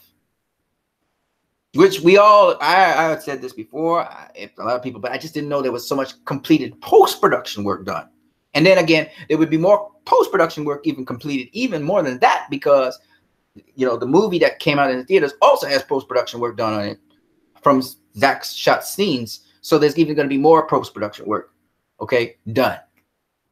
But of course, Zack Snyder knows, as we all know, that the details in the movie also are important. And it's these little details that Zack Snyder wanted to do in the reshoots and all this other stuff. All right. And he stepped away to let Whedon do his thing. Right. Whedon couldn't follow in Snyder's steps. We knew this, kind of like, So I like I said, it's cool what happened with Justice League. I'm cool with it. Even though Warner Brothers at the same time, again, they tried to change up a lot of things. You could tell there was some kind of executive board meeting. Oh, yeah, we got our post-production. We got our post-credit scenes, right? And we're going to chop out this and we're going to chop out that. And I can see that being something that some committee or board did. Now, before that, Christopher Nolan was protecting Zack Snyder. That's why you had Man of Steel, where they couldn't tamper with shit, okay? But after that, they just tampered the shit out of Zack Snyder's films from Batman v Superman to now Justice League. These fuckers keep on touching up his stuff. It pisses me off. Okay? Just leave the stuff alone. But now some of these people got fired, right? They're fired. They're not there anymore, right? They're gone on to other places. So hopefully, I'm hearing them talking one talk. I don't know if they're going to walk the walk, okay? Hopefully, it means that Warner Brothers will rethink their position on the Snyder Cut and actually put out the Snyder Cut. Because this is all about the Snyder Cut. That's why I'm even talking about this. All right. Karan Jawal says, interesting to see how real Aquaman would look like. How the real Aquaman would look like? Yeah, I'm interested in that too. And again, I would love to see the full Zack Snyder take on Aquaman. There's some things that were left out. Clearly, we know that now, and we can see from the behind-the-scenes footage there was some stuff left out, right? Dave Ethan says, it's all right, Anson. You're just being honest. There are a lot of people who are very, very dishonest. Yeah, man. There are a lot of dishonest people out there. But again, once again, I never hated the cut. And you cannot hate it. If you hate the Snyder Cut and you vitriol and you're only cussing out Joss Whedon and that kind of stuff, that is not my thing. I don't know. I'm not gonna curse out Joss Whedon. I'm not gonna curse out Warner Brothers like that. And I'm just saying, you understand what I'm saying? I'm saying the problem. You understand? I identify the problem, and the solution to the problem is leave the directors, let them do what they are passionate in doing. This is what they do, man. Film directors, this is what they do. You're not a freaking film director. Don't try to be one. You know what I'm saying? Your thing is distribution, promotion, getting do that. All right, leave the film directors. You do your screenings, whatever, but leave the film directors to do the film that's best for them. All right, a lot of these business people, you see, this is the problem with art. Our creative people come in, they do their creative thing, and then they have the business aspect of it. And I know Warner Brothers wants to be viable. I know they want to make money, etc., and so on. But you don't do it by putting out art that has been compromised. You're compromising the art. People are not gonna, just imagine Ridley Scott's Gladiator. They just cut out the scene, where he was facing off against opposition, where he said, what did he say about words to the effect of, are you entertained? Do you remember that scene where he said, are you entertained? Just imagine they said, oh, that's not relevant, man. He fought a lot. He's been fighting tremendous. Just cut that out. Just imagine if they said that. It's not even a Warner Brothers film, by the way. This kind of shit we're dealing with. You know what I'm saying? Anyway. TNJ Alice says, my bad, homies, I'm back. Davidson says, inside that we trust, I still believe in the DC. Absolutely, man. I believe in it too. But I'm just saying, it's up to the people who distribute. Remember, Warner Bros. Is the distributor, and they have the license and stuff, right? It's up to them also to ensure that the directors are protected. That is to say, I've seen the different people in different aspects of Warner Brothers try to protect people and cover for them. Good, that's cool. But I'm talking about in terms of ensure that these people who are doing their creative stuff and trying to do it to the best of their ability, that is allowed. Davidson says, I mean, in terms of the fans of the MCU in general and people in general. Yeah, man, I understand what you're saying, man, about dishonesty. There's a lot of dishonest people with agendas out here. And I'm just speaking purely from the perspective of someone who enjoys the DCU and likes it. And I'm just saying very honestly and straightforwardly that I enjoy these films. I love most of these films. I love what the DC is bringing out. But I'm also somebody who's pretty protective of it. And therefore, for the properties, I'm saying you cannot be putting on a property. You did it twice. In the DCU, you put out a property twice. And while I enjoyed Suicide Squad for what it was, and I thought it was better than the extended cut of Suicide Squad, I'm hearing that David Ayer actually said this. That the scene where the Joker was, the Suicide Squad had fighting against the Joker, and actually the Joker was actually behaving negatively towards Harley Quinn. Yeah, I had to leave that out. When I hear that kind of stuff, it really gets me, man, because it's like now the director's coming out and saying the truth on the matter. That studio did interfere. You know what I'm saying? And then that kind of hurts me because it's like, you got a creative thing that a guy is proud of. He puts out a creative stuff. You do your screenings, whatever. People respond to one thing one way, another thing another way. At the end of the day, you have to look beyond just your screenings. You have to have some other criteria you're looking at. How many different people have you screened? What's their base for screening? And this is the thing. They do their screening or whatever, and they think, okay, people hee-haw over this. That don't mean shit, man. Because sometimes the people you used to screen with, and they'll always rain the praises on something. Sometimes it's just that they are biased already, And you can't always have those kinds of people in there. You got to have people from different backgrounds screening your movie. So anyway, what I'm saying is that I enjoyed the crap out of Suicide Squad, by the way. But again, I just believe that you should protect the director's creativity, and if the director has a passion, directors are passionately putting out something. One thing I have to admit about Disney in this regard, when they put out Star Wars, when they put out that version of Star Wars, and now the director's getting flack for it and stuff. Ryan Johnson, he's getting a lot of flack for it and stuff. But I'm gonna say this: I appreciate what Rian Johnson did more than I appreciate what Warner Bros. Did with Justice League. Warner Bros. Compromised Justice League, whereas Disney did not compromise. They allowed Rian Johnson to put out the movie he was putting out, and he took a lot of heat for it, you know, because the lead actor and all was behaving like an asshole. But at the end of the day, you know, he took a lot of heat and he still put out a high quality movie, you know, and that's what you call being fearless. And I think a lot of directors now are becoming fearless. You got to stand up for what you believe in and fuck whoever thinks otherwise, because you know down the road people are going to appreciate the movie. And you know, you have to be sometimes like that. You know, I listening to all these other people. I even listen to the president of the DC Films right now talking about, you know, sometimes films are appreciated down the road, but you know, we have to think about films now and the present as well. I know you want to think about making money. I understand that, but you have to sometimes be someone who takes a principled stand on shit, because otherwise we're going to have more movies that are just pieces of shit. They're not even film anymore. They're not even cinema anymore. They're just pieces of shit walking around. And that's what we're getting to, you know, because people are getting stupider and stupider. And then the comic book movies are just getting more and more stupid. And how they cover it up is with jokes. So people are just laughing their ass off, not realizing they're laughing at their own selves. They're spending money to laugh at things, thinking they're getting stress relief. And they still have to go back to the real world and deal with it. And they can't deal with it still. And they're still full of shit at the end of the day. So their lives are shit. The movies they're watching are shit. And they're imbibing shit all day long. Nobody's stepping up and actually living and actually facing reality anymore, because it's all about escapism. I say fuck escapism. That's what I say. And I say deal with it. You know what I'm saying? Deal with the realities you gotta face, man. Anyways, I gotta go out of here. I was supposed to actually sell all of today, and I didn't sell anything, but it's a beautiful sunny day still. I'm gonna try to milk out the last couple of minutes of the day, and then I'll get back here. You guys have a good one though. All right, I hope you guys enjoy what I said. I'm sorry about the expletives and stuff, but it just really kind of irks me sometimes. It rubs me the wrong way.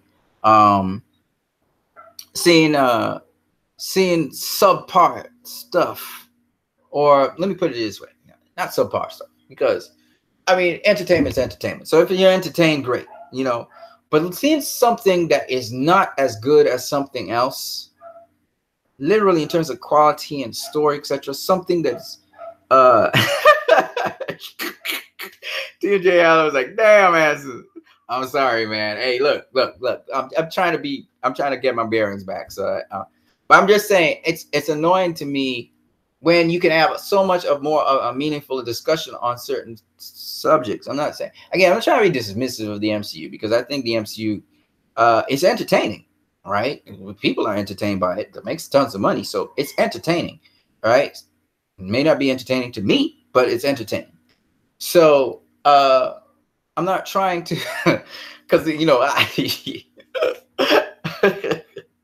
it may sound like I'm just like totally dissing the MC right now, and that's not really what I'm trying to say. It's something totally different to that. It's like I'm so not on trying to diss the MCU right now, right? I'm just saying the hypocrisy out there. This is the major point. The hypocrisy out there is what I don't like. All right.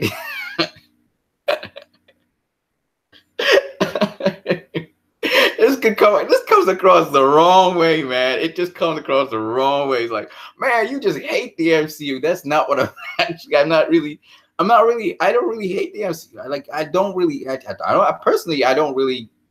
I don't really find their movies interesting, except for certain ones, right? But that doesn't mean I hate it, right? It's not the point here. The point is, I'm saying that the movies that I enjoy, which are the DCEU movies, are movies which actually have relevance to our times in a very deep way. And I also enjoy the seriousness of them. You know, people talk about, you know, movies need to be fun, and for them, fun is laughing. But there are many other ways to have fun. One of the ways for me as a geek to have fun is going into Easter eggs and finding all these new Easter eggs and finding all these new things. You know, for me, fun is seeing all these ideas and ideals that we can actually use in everyday life. So for me, fun may be a different thing to somebody else who wants to go in the cinema, have popcorn, sit down, not think too much, enjoys the action, and laugh. Okay? And for me, I can't do that. I can't, I used to be able to do it, but not now. Because for me, I feel like there are certain things that are just much more serious and much more important. This is why I even do videos, folks. I don't do videos to laugh. You know, I do videos to try and give people something that could be meaningful to their life. Otherwise, I would be out selling my drinks right now. You know, I still have to go out and sell some drinks before the sun goes down. But my point being, that's what I would be doing. You know, I feel like these videos are meaningful, and this is why I even post up all of these DCU stuff. If you notice, I don't hero worship in my videos, right? I try to always give you something that I see, something that I understood, something that I picked up from these movies. That's the only reason I do these. I use these things as segues. I know you, T and JL, I know for sure, for a fact, you're a deep thinking person. I like how you talked about the Chitauri, for instance, in the invasion with the Avengers, right? The Avengers movie, and you showed how that symbolism between that invasion, where you have the locusts kind of climbing up on houses and stuff, you know, from another universe. It's really a metaphor for us sort of winning over people's hearts, actually. So it's just one of those weird things where it's really talking about the pouring out of the Holy Ghost, but he uses it as locusts and this army and stuff like that. It's really cool. But at the end of the day, you know, seeing metaphors and symbolism in any movie is awesome. You know, and that's the thing that I wanted to say. You know, sometimes I am a bit close-minded to the MCU because, as I said before, the one thing I can't take sometimes, and it's because of certain experiences I've had, is that, you know, all these levity and jokes and jokes and jokes and jokes and laughing all the time. For me, it's nice. I mean, it's nice to joke and have levity and laugh, okay? Don't get me wrong.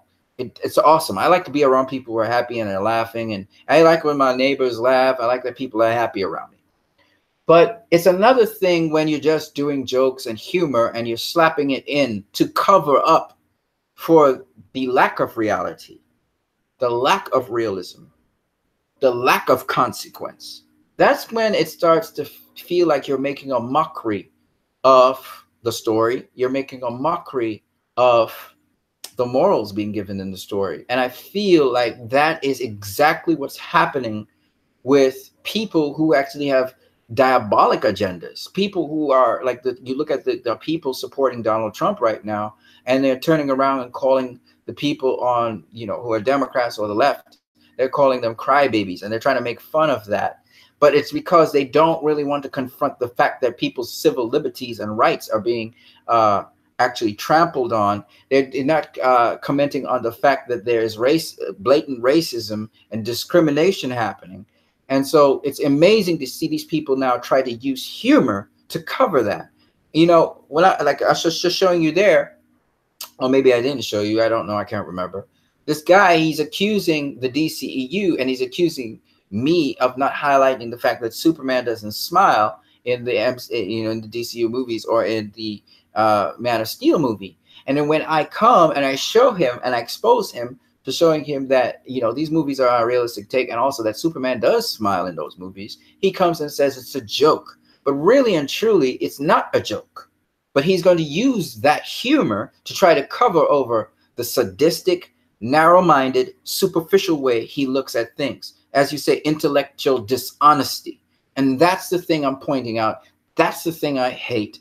That's the thing I find hypocritical. That's the thing that I don't like. And that's why you hear me using expletives. That's why you hear me cursing. That's why you hear me angry. Because those are the things that Dave, Ethan, and myself, and TNJ Ayala, and a lot of other people despise. We don't like that. We know you're playing political games. We see the media out there twisting all these stories about the DCU and trying to use as much negative media as possible, because we know these people, they don't want those movies out there. They don't want them out there. They want one cinematic universe, the MCU. And you listen to them over and over and over trying to do the same diatribe. They're saying the same things the critics say, the same things. The movies are loud, they're this, they're that. Unless it's a political game where they get political mileage like Patty Jenkins' Wonder Woman. They say the same things over and over. They're being intellectually dishonest out here. And that's the thing that I'm talking about. And so, you know, some of these people, they try to now, sometimes some of them try to badmouth you. They do what we call ad hominem attacks. So they try to attack your character and your personality when they realize they cannot win an argument with you, because what you're standing on is truth and principles of truth. And you're willing at any time to say, I am wrong. If the person can really truly point out that you are not saying something true. And it's all I'm saying to people is, when you come from a genuine perspective, where you're honestly trying to say things to people, all right, and you're coming from a genuine perspective, it's different. And that's why when you win an argument with these people, it's because you're being genuine. If you lose the argument, it's because you're still being genuine and you say, I lose and you are right. And I'm willing to learn. That is being genuine with people. And it's that kind of thing we don't have in the world today. People are so hypocritical and they're so dishonest. They're willing, like Donald Trump, who lies time and time again, and people are defending him. They're willing to go to the nth degree with lies and dishonesty. And this is the atmosphere we're in today. And we see it a lot on social media, right? And that's the kind of thing that I personally will not be a part of. And that's why I'm trying to share with you guys. And believe you me, it really pays off not to be a part of that. You know what I mean? TNJ Ellis says, I feel you nowadays. I don't like to feel like my intelligence is being insulted. Hand-holding plots and jokes. Right. That's the thing that kind of turns me off from the MCU somewhat. Yeah. You know? And again, if you like comic book characters, now I'm talking about comic book characters, you would enjoy both the MCU and DCEU, right? Because you've grown up around comic book characters and you're a fan of that kind of stuff, right? Davidson, like I said, a lot of people who are very dishonest. Yeah, man, that's the thing that's the thing I honestly can't stand. It's the dishonesty of the whole thing and the dishonest agendas. I don't care if you're a Snyder Cut fan. Don't be dishonest. I don't care if you're an MCU fan. Don't be dishonest. I've talked to guys who are MCU fans who have gone into we have had some very deep discussions, and they're awesome people, right? TNJ Al is one of them. You know, I have a friend who I talk to offline a lot, and he's also an awesome guy. You know, Dave Easton's an awesome guy, and I could tell you a lot. Leroy Kong, he's an awesome guy. He doesn't go into very deep detail, but he's an awesome guy. And so I know people who like both DC, and I know people who like DC and Marvel. I like the people who like Marvel. And it's all well and good. I'm not telling you what to like, okay? I'm not even telling you that Marvel's worse than DC. I'm never going to tell you that kind of stuff. What I would tell you, though, is that if you're going to present something, present it in an honest, genuine way. There's a lot of people playing partisan games out here with social media and with their platforms. I'm not one of them, right? Notice, I told you, it's a Marvel property. Star Wars The Last Jedi is a fantastic movie, and I stand by that. All right. And it doesn't have a lot of laugh and giggles, right? It's not a laugh and giggles film, right? And the point behind it is that with movies, you don't have to have laugh and giggles for them to be great movies. Most great movies are not movies with laugh and giggles. You have one or two that are. All right. And so my point being that, you know, I've even talked about Black Panther and how much I enjoy that movie. I think it's a great movie. I don't think it's a good movie. I think it's a great movie. All right. I think it's a great movie. Solid. All right. And when I say these things, it's because I know what these movies are bringing to the table. I love what Ryan Coogler did. What Ryan Coogler did with that movie was fantastic. I think I'm not going anywhere today, so this is another day I miss. That's a sad thing. But I missed a day of work for this. I was really preparing, man. Guys, you don't know how much time it takes to do research on these things. It takes a lot of work. But you know, I just want to say to you guys, that's where I'm coming from with these videos. They're long videos. Not everybody's going to want to watch them. Not everybody wants to talk about, you know, with me about them. But these are the kind of, you know, it's about building character. And if you can find things to build your character with from the MCU, God bless you. You know, that's what I'm talking about. The MCU doesn't really, you know, it doesn't ignite the fire within me. But you know what? I'll go back and watch an MCU movie or two and just have a look again and try and look at it more introspectively and much more deeply. Of course, I can do that too. You know, it's gonna be hard for me to watch Infinity War a second time. You got to understand. I just, you know, kind of rubbed me the wrong way. So it'll take a little while to wear off, and then I can go back and try and watch it again, right? But other than that, you know, because I don't like when a movie starts off with jokes, and the jokes are not even funny to me. Like the jokes are not funny. You know, if I go to, for instance, if I go to watch somebody like a stand-up comic, like let's see, who's a stand-up comic? Like what's this guy's name? Oh God, Chris, not Chris Tucker. I forgot his name. Chris something, right? It's a famous comic, or DJ Hoogly, right? Or who else is a stand-up comic? Kevin, what's his name? Kevin, he's hot right now. Kevin, whatever his name is. I forgot what his name is. Kevin. He's a short little guy. Kevin Hart. Right. Kevin Hart. That's his name. Kevin Hart, right? You know, Kevin Hart, right? Kevin Hart's funny. All right. I've seen him in some of the movies and he's funny. I'll give him that. He cracks some, you know, he comes from a very awkward angle. You know, this is another funny guy, Jack Black. Jack Black's a pretty funny guy again. You know, Jack Black is he's funny. He's funny. You know, he's got that awkward funniness that I dig. You know, and then there's some women who are really funny too. There's some hilarious women out there that are just funny, right?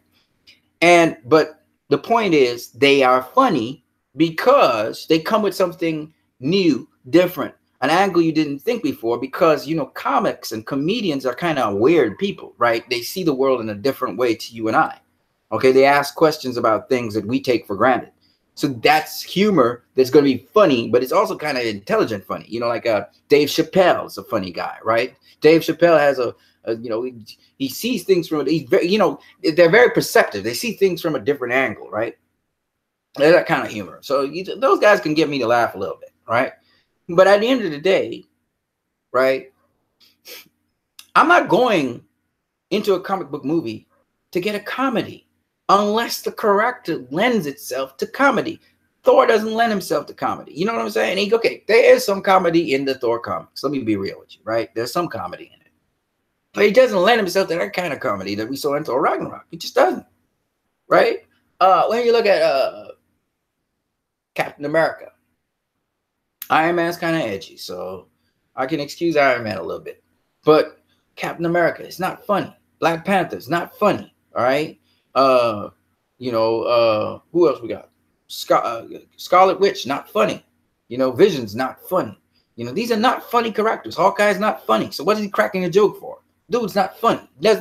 Hawkeye don't crack jokes. Hawkeye, okay, he may be in a funny situation once or twice, but he ain't gonna be doing it all through the film. You know what I'm saying? These are the kinds of things that really annoy me, man. You know what I mean? That annoys me. It's like, what the hell is this? What is this? Cartoon Network? Is this we trying to watch a flick on Nickelodeon? Is this Disney Channel? What the fuck is this? You know, that's the kind of thing that annoys me. And it's interesting. These people are like, you know, you hear the critics say it's hilariously funny. No, it's not. No, it's not. No, it's not. All right, TNJL. Have you ever noticed how grounded Ghostbusters is? Then the studio interfered in the second.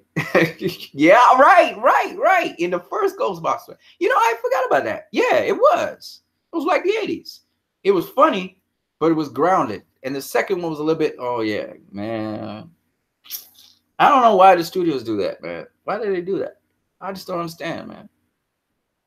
Director driven is always best, flop or not. Exactly. You're gonna live and die. Look at Ridley Scott's Prometheus and Ridley Scott's what was the last one he did? The last one he did. Ridley Scott did that last one. What was it? Was it Ridley Scott? No, it wasn't Ridley Scott that did it, but I forgot what it's called. Right? That movie was dope. It didn't do did it make? I think it broke even. right? But that's what we have to do with works of art. You know what I'm saying? Ridley Scott was the first guy to do Alien, right? All right, because of Ridley Scott, we got Alien. Because of Ridley Scott, we got Gladiator. Okay. What was the Ridley Scott film? Yeah, I can't remember what was the last Ridley Scott. I think it was a Alien spinoff again, right? You know, Bryan Singer, he's the guy that brought us the X-Men. You know, this is the thing these guys need to understand.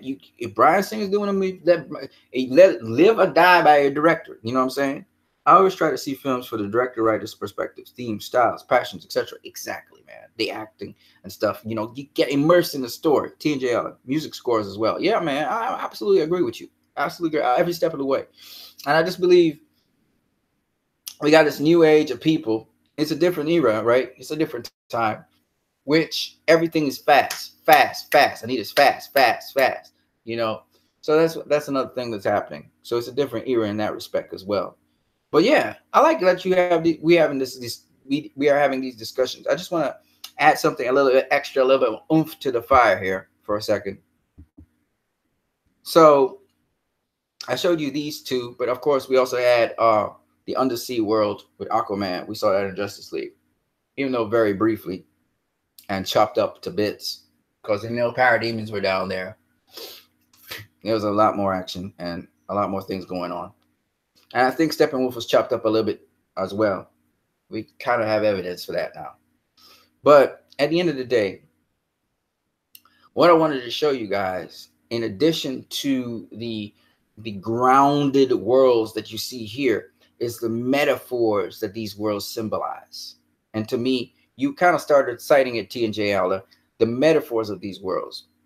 And I found that very interesting, that Krypton is the metaphor for a budding our dying world. It's a metaphor for our dying world. How our world could be. If you look at Krypton, most of it is stripped kind of bare. You notice it's kind of bare. And that's because, of course, the world split. It's kind of one side of it is fiery, one side of it is cold, and in between is kind of barren land, right? And I found this very interesting because if we continue the way we're going with the planet, especially now that the United States has pulled out of all of these ecological agreements and is literally trying to disband on, eco-friendly energy, and is now trying to promote, again, coal and petroleum. And, they're just full on the shit now. They're full on shit. Seeing that they're doing that, which is what Barack Obama was undoing, which is why we had the oil spill and all of that. And now the oil companies are all behind Trump now. It's interesting that as they fuck up the planet and as they destroy the planet, we are seeing what Krypton was. And I remember there was a statement that actually Lara said as she looked up in the sky as Krypton was about to get blown up to bits, right? She said, "Make a better world than ours, Cal." And Zack Snyder speaking ecologically and metaphorically to us in that beginning of that Man of Steel scene in 2013. Let's just flash forward to Wonder Woman for a second. I'm just showing you guys the metaphors. Always instructive, always speaking to us, always speaking to us. You understand? You're not going to get this in another film. You're just not going to get it. You're just not going to get it. I'm just showing you guys, right? In this world, it's utopian, but yet it's grounded in our reality, right? But what's interesting about this world is that when Diana comes into man's world, she speaks to man about a world that could be. And even at the end of Wonder Woman, she's speaking about how I stay and I fight for a world that could be. Wonder Woman is the answer to Krypton from Man of Steel. Huh? Metaphors. You like that? If you look at Themyscira teaches you about how to live in harmony with your environment. It is the stark contrast of Krypton. Can you see it? I just wanted to go a little deeper with you guys, because realism speaks to also where we're going and speaks to what is the alternative to where we're going. So Krypton speaks to where we're heading right now. However, if we embrace and we reverse that process, we embrace again eco-friendly stuff, and alternative forms of energy, trying to live in harmony with our environment, trying to get more ecological cities, etc., etc., etc., then we are heading in the direction of Wonder Woman. Huh? Can you guys see that? It's irrelevant, right? I gotta go get something from a van, so I'm gonna have to step away. Hold on one second, guys. Hey, keep the discussion going.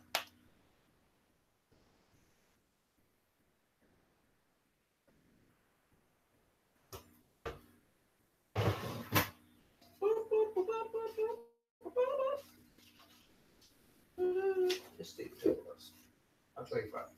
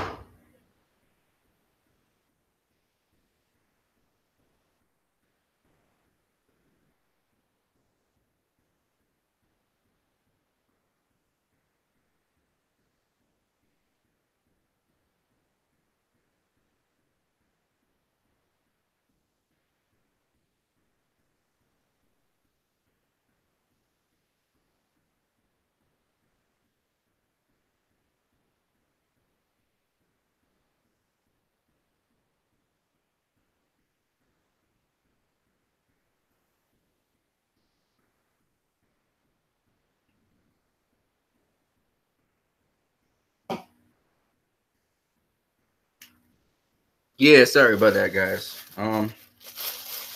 Yeah, so I just saw that and I thought,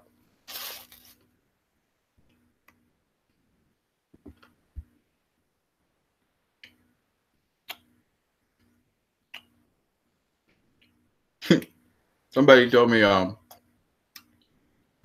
me eating while I'm talking is just terrible. It can be annoying. So I was trying to stop eating. Yeah, Krypton had his chance. That's true. Um, but we have our chance right now.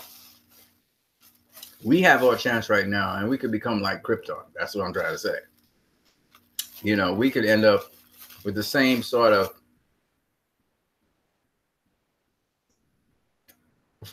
outcome as Krypton. And if you watch, you guys gonna have to excuse me. I have to eat. If you watch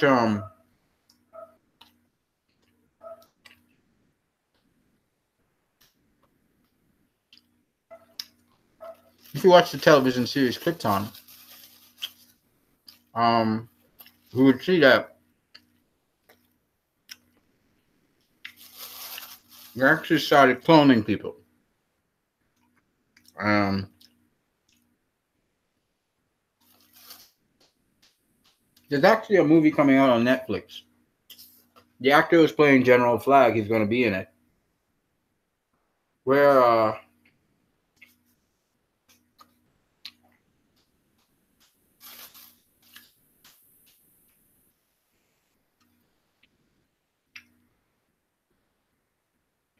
the consciousness of a person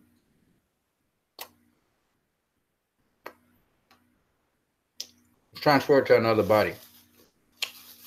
It's not really that you or me,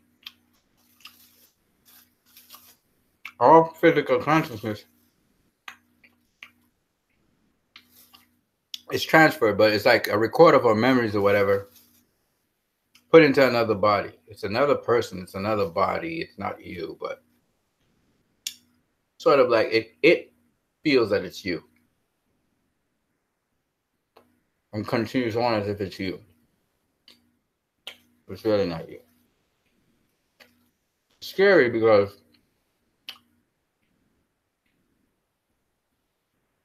people could be replaced that way.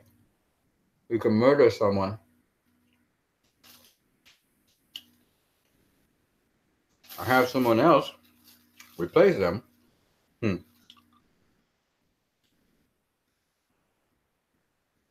No recollection that they were murdered. I find that interesting. I'm frightening at the same time.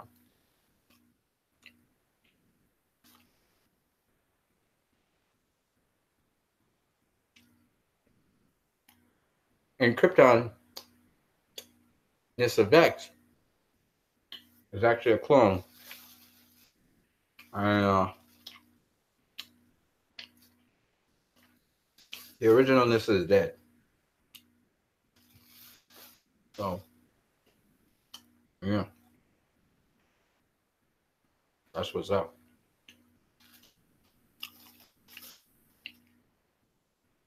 We are getting to a point where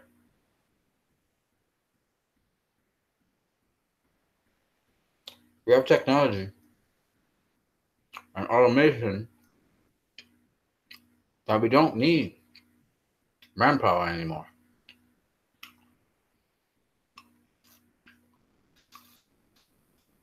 for certain things. And if you step back into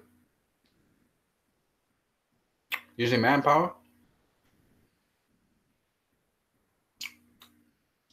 you're actually going to be left behind. The trade war that Donald Trump is trying to wage with China and with his allies right now is a stupid one. Because all China is going to do, China stole a lot of technology from America. literally stole patents and stuff. And they've acted on these things.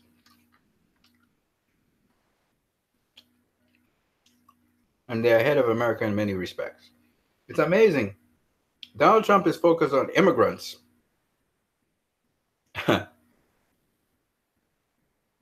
From Mexico and stuff, not in America, and Islamic peoples. And he never paid attention to the Chinese immigrants in the country.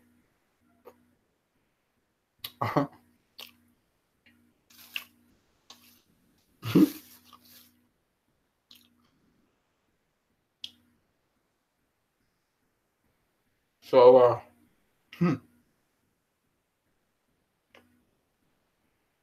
there's a lot of things. He has no idea how bad things can be very quickly.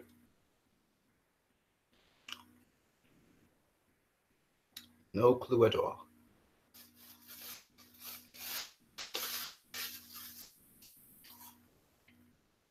He'll learn.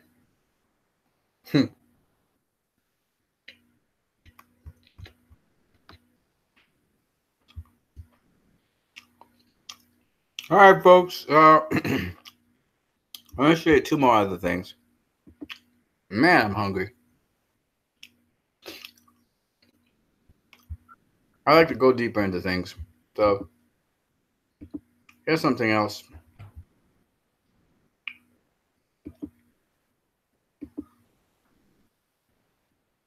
I want to show you.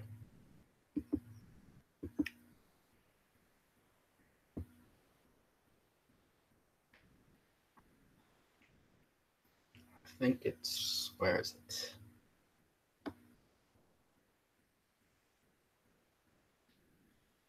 You know, in Man of Steel, before we fault General Zod and hate on him, Man of Steel and Batman v Superman are two movies that show that the world is not that accepting of foreigners from other worlds. We always constantly look at things from our perspective, but let's think about this. General Zod was trying to look out for his world's interest. In this present age and this present time, people are only looking out for their own interest. Their interest is selfish. We saw in Batman v Superman that the world, at least certain elements and certain people of the world, were willing to entertain the notion that Superman should not be welcome on Earth. This was a visitor from another world. My point being that this should inform us of how we treat each other and how accepting we should be of each other. And our acceptance should be on each other's actions. What do we do? If we are not being destructive, why are we being unaccepting to each other? Aren't we supposed to judge people on their actions and what they do and not who they are? So I found that Man of Steel was a double-edged sword. And I thought that with Superman, where he was saying the people of Earth couldn't be trusted either, I thought that was interesting. And the interesting thing what his father Leon said to him was, you have to take a leap of faith. I thought that was all interesting as well.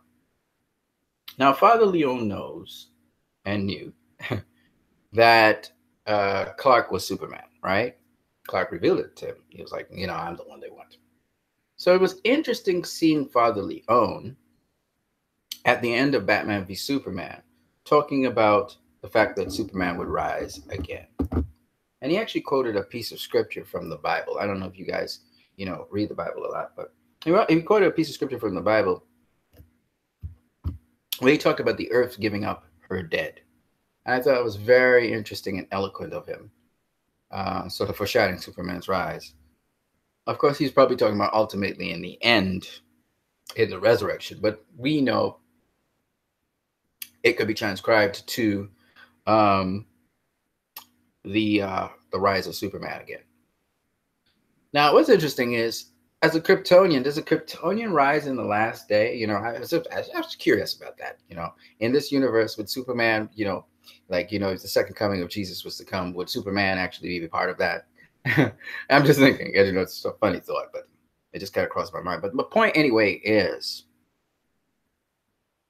that we are not as accepting of alien presence or foreign presence, very much like General Zod was not accepting of mankind.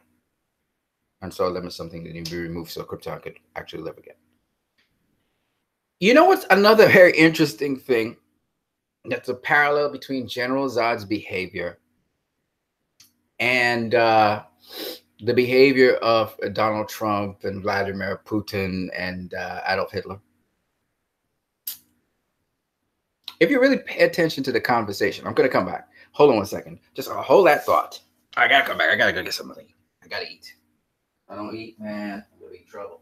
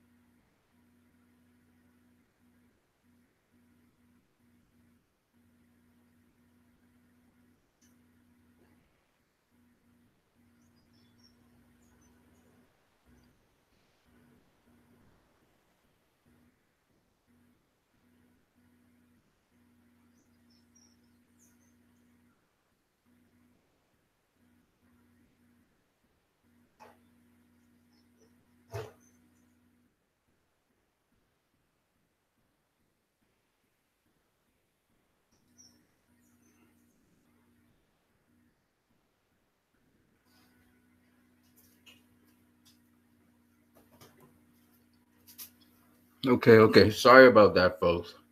I just had to add something to eat. But sorry about these long breaks. I hope you guys are having a conversation outside of what I'm saying.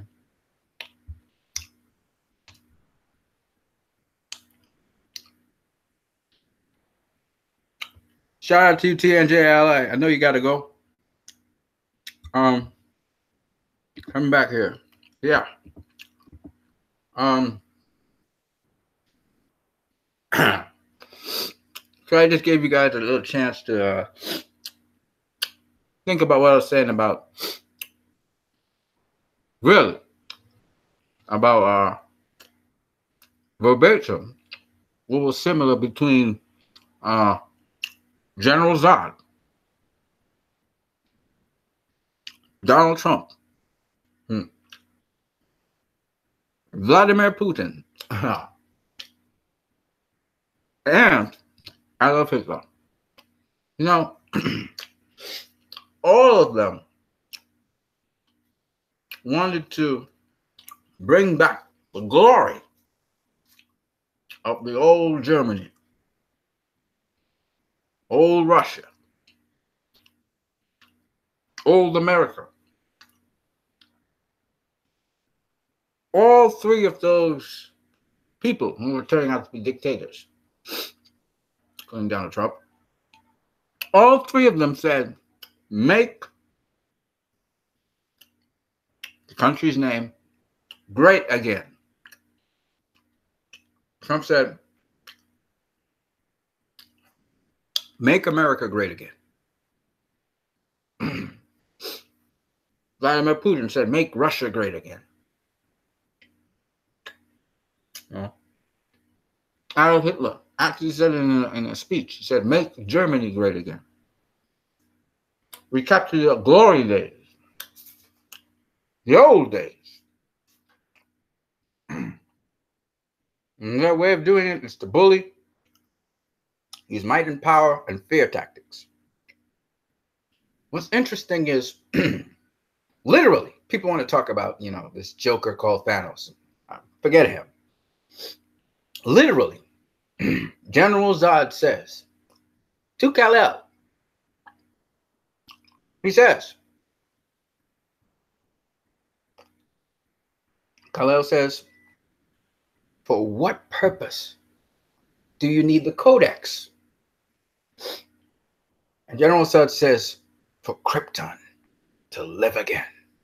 That's right. Make Krypton live again. That's right. He literally said that, folks. General Zod. Yeah. Zack Snyder's film. And you know what else he said?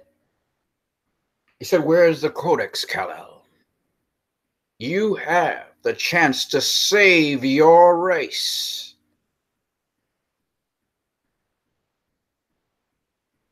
You have the chance to save your race. You know what he also said?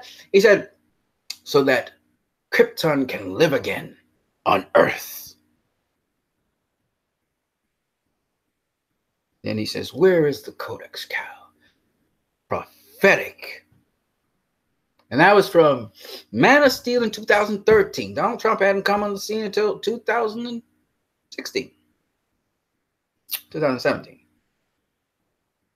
I think it was. Yeah. 2017. Now, why am I saying all of this?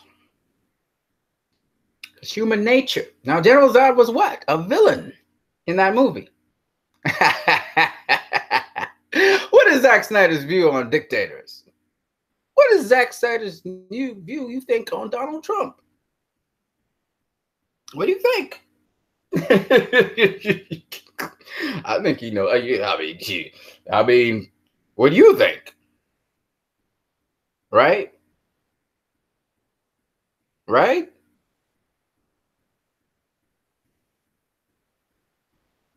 Kal-El says, what happens to Earth? And General Zod says, a foundation must be built on something. God damn. You want to hear that again? Because I know a lot of you didn't get it. I'm going to say it again because it went way over your head. I'm going to spell it out for you. Might have to break this one down. He said a foundation must be built on something. The foundation of the United States of America was built on the backs of slaves. A foundation must be built on something.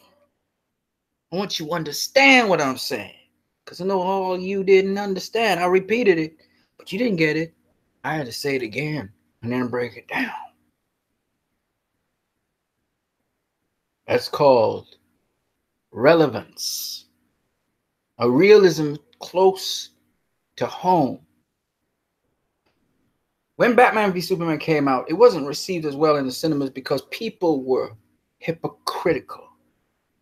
They were in a reality where people were not willing to listen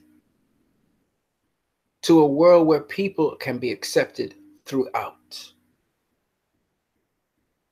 People were moving towards nationalization because the pushback on what happened with Barack Obama as president of the United States involving minorities and gay rights and,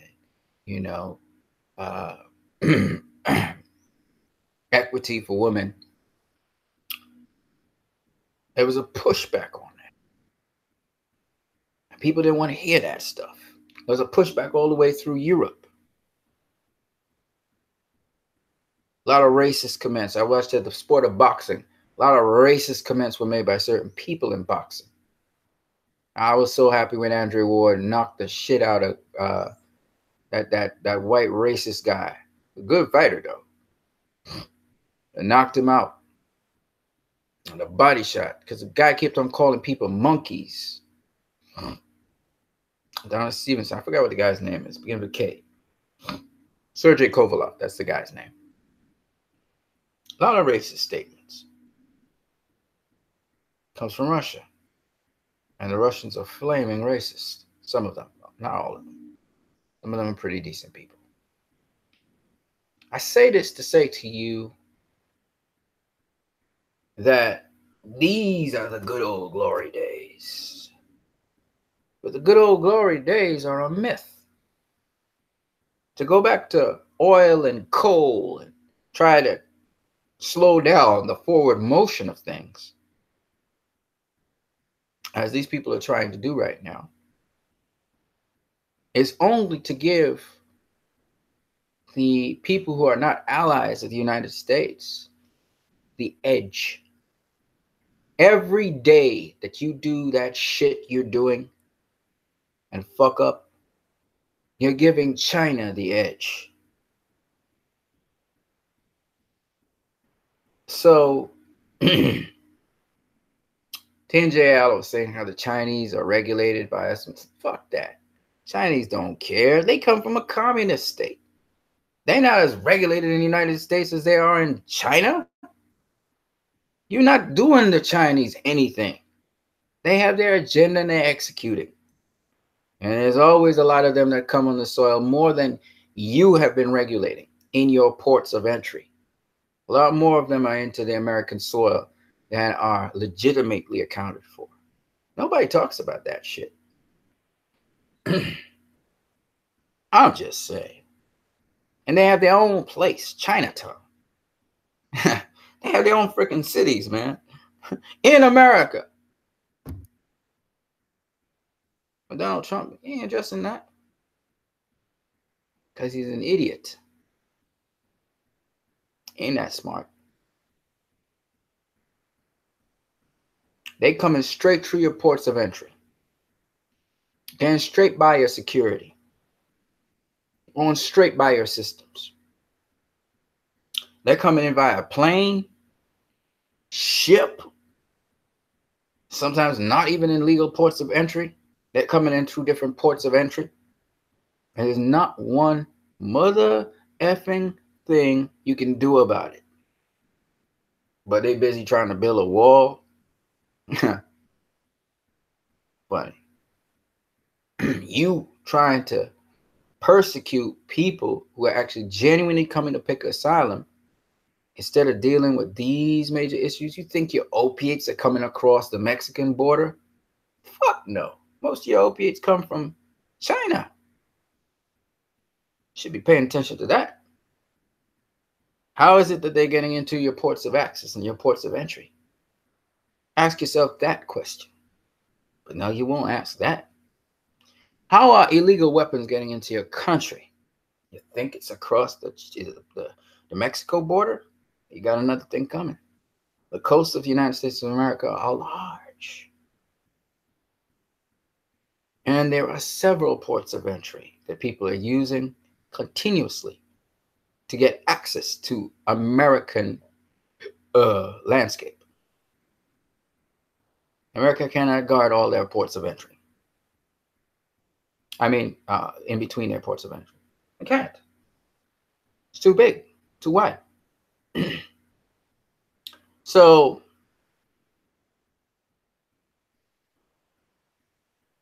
it's funny just hearing these things. We know there's a political agenda behind it. Nobody really responsibly really trying to tend to the border position because there are many lobbyists lobbying them one way or the other. So it's a political mess. Well, my point anyway is not that. My point is General Zod has a lot in common with what is happening right now. And he actually has a motivation for what he's doing that makes sense. Unlike what happened in Infinity War. Let's put it that way. Plainly stupid, in my opinion. That's my opinion. So I wanted to go a little deeper there, but I had to eat something.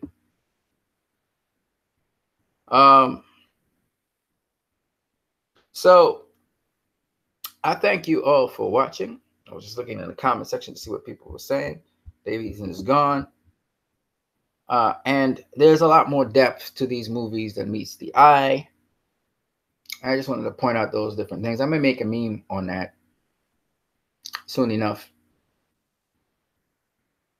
But I first wanted to point it out. I wish you all a good day. And this video has been pretty long, so I'm glad that you guys even bear with me that long. And I wish you guys the best. It's almost nighttime right now where I live. Have a good one, guys. I will be coming with some more videos in time. But I'm glad you enjoyed these videos. Once again, there are some places in here which I would like you guys to just identify. The first one is Rupert Meats. Check out that. Somebody could find out that for me. This one's a little bit harder to see. You may have to freeze the video or whatever. But this one is masseuse. It's some sort of masseuse. I don't know what kind of masseuse it is.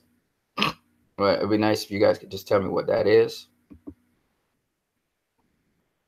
This is definitely someletterbills.com. It'd be nice if you guys know what that is. And there's this name up on top here, which I just don't know what it is. It'd be nice if you guys could tell me what that is. This is saying get your... Tell much more. That's basically it. Hope you guys enjoyed this video. Leave your comments in the comment section below. I'm about to get out of here. I hope you guys have a good one. Peace.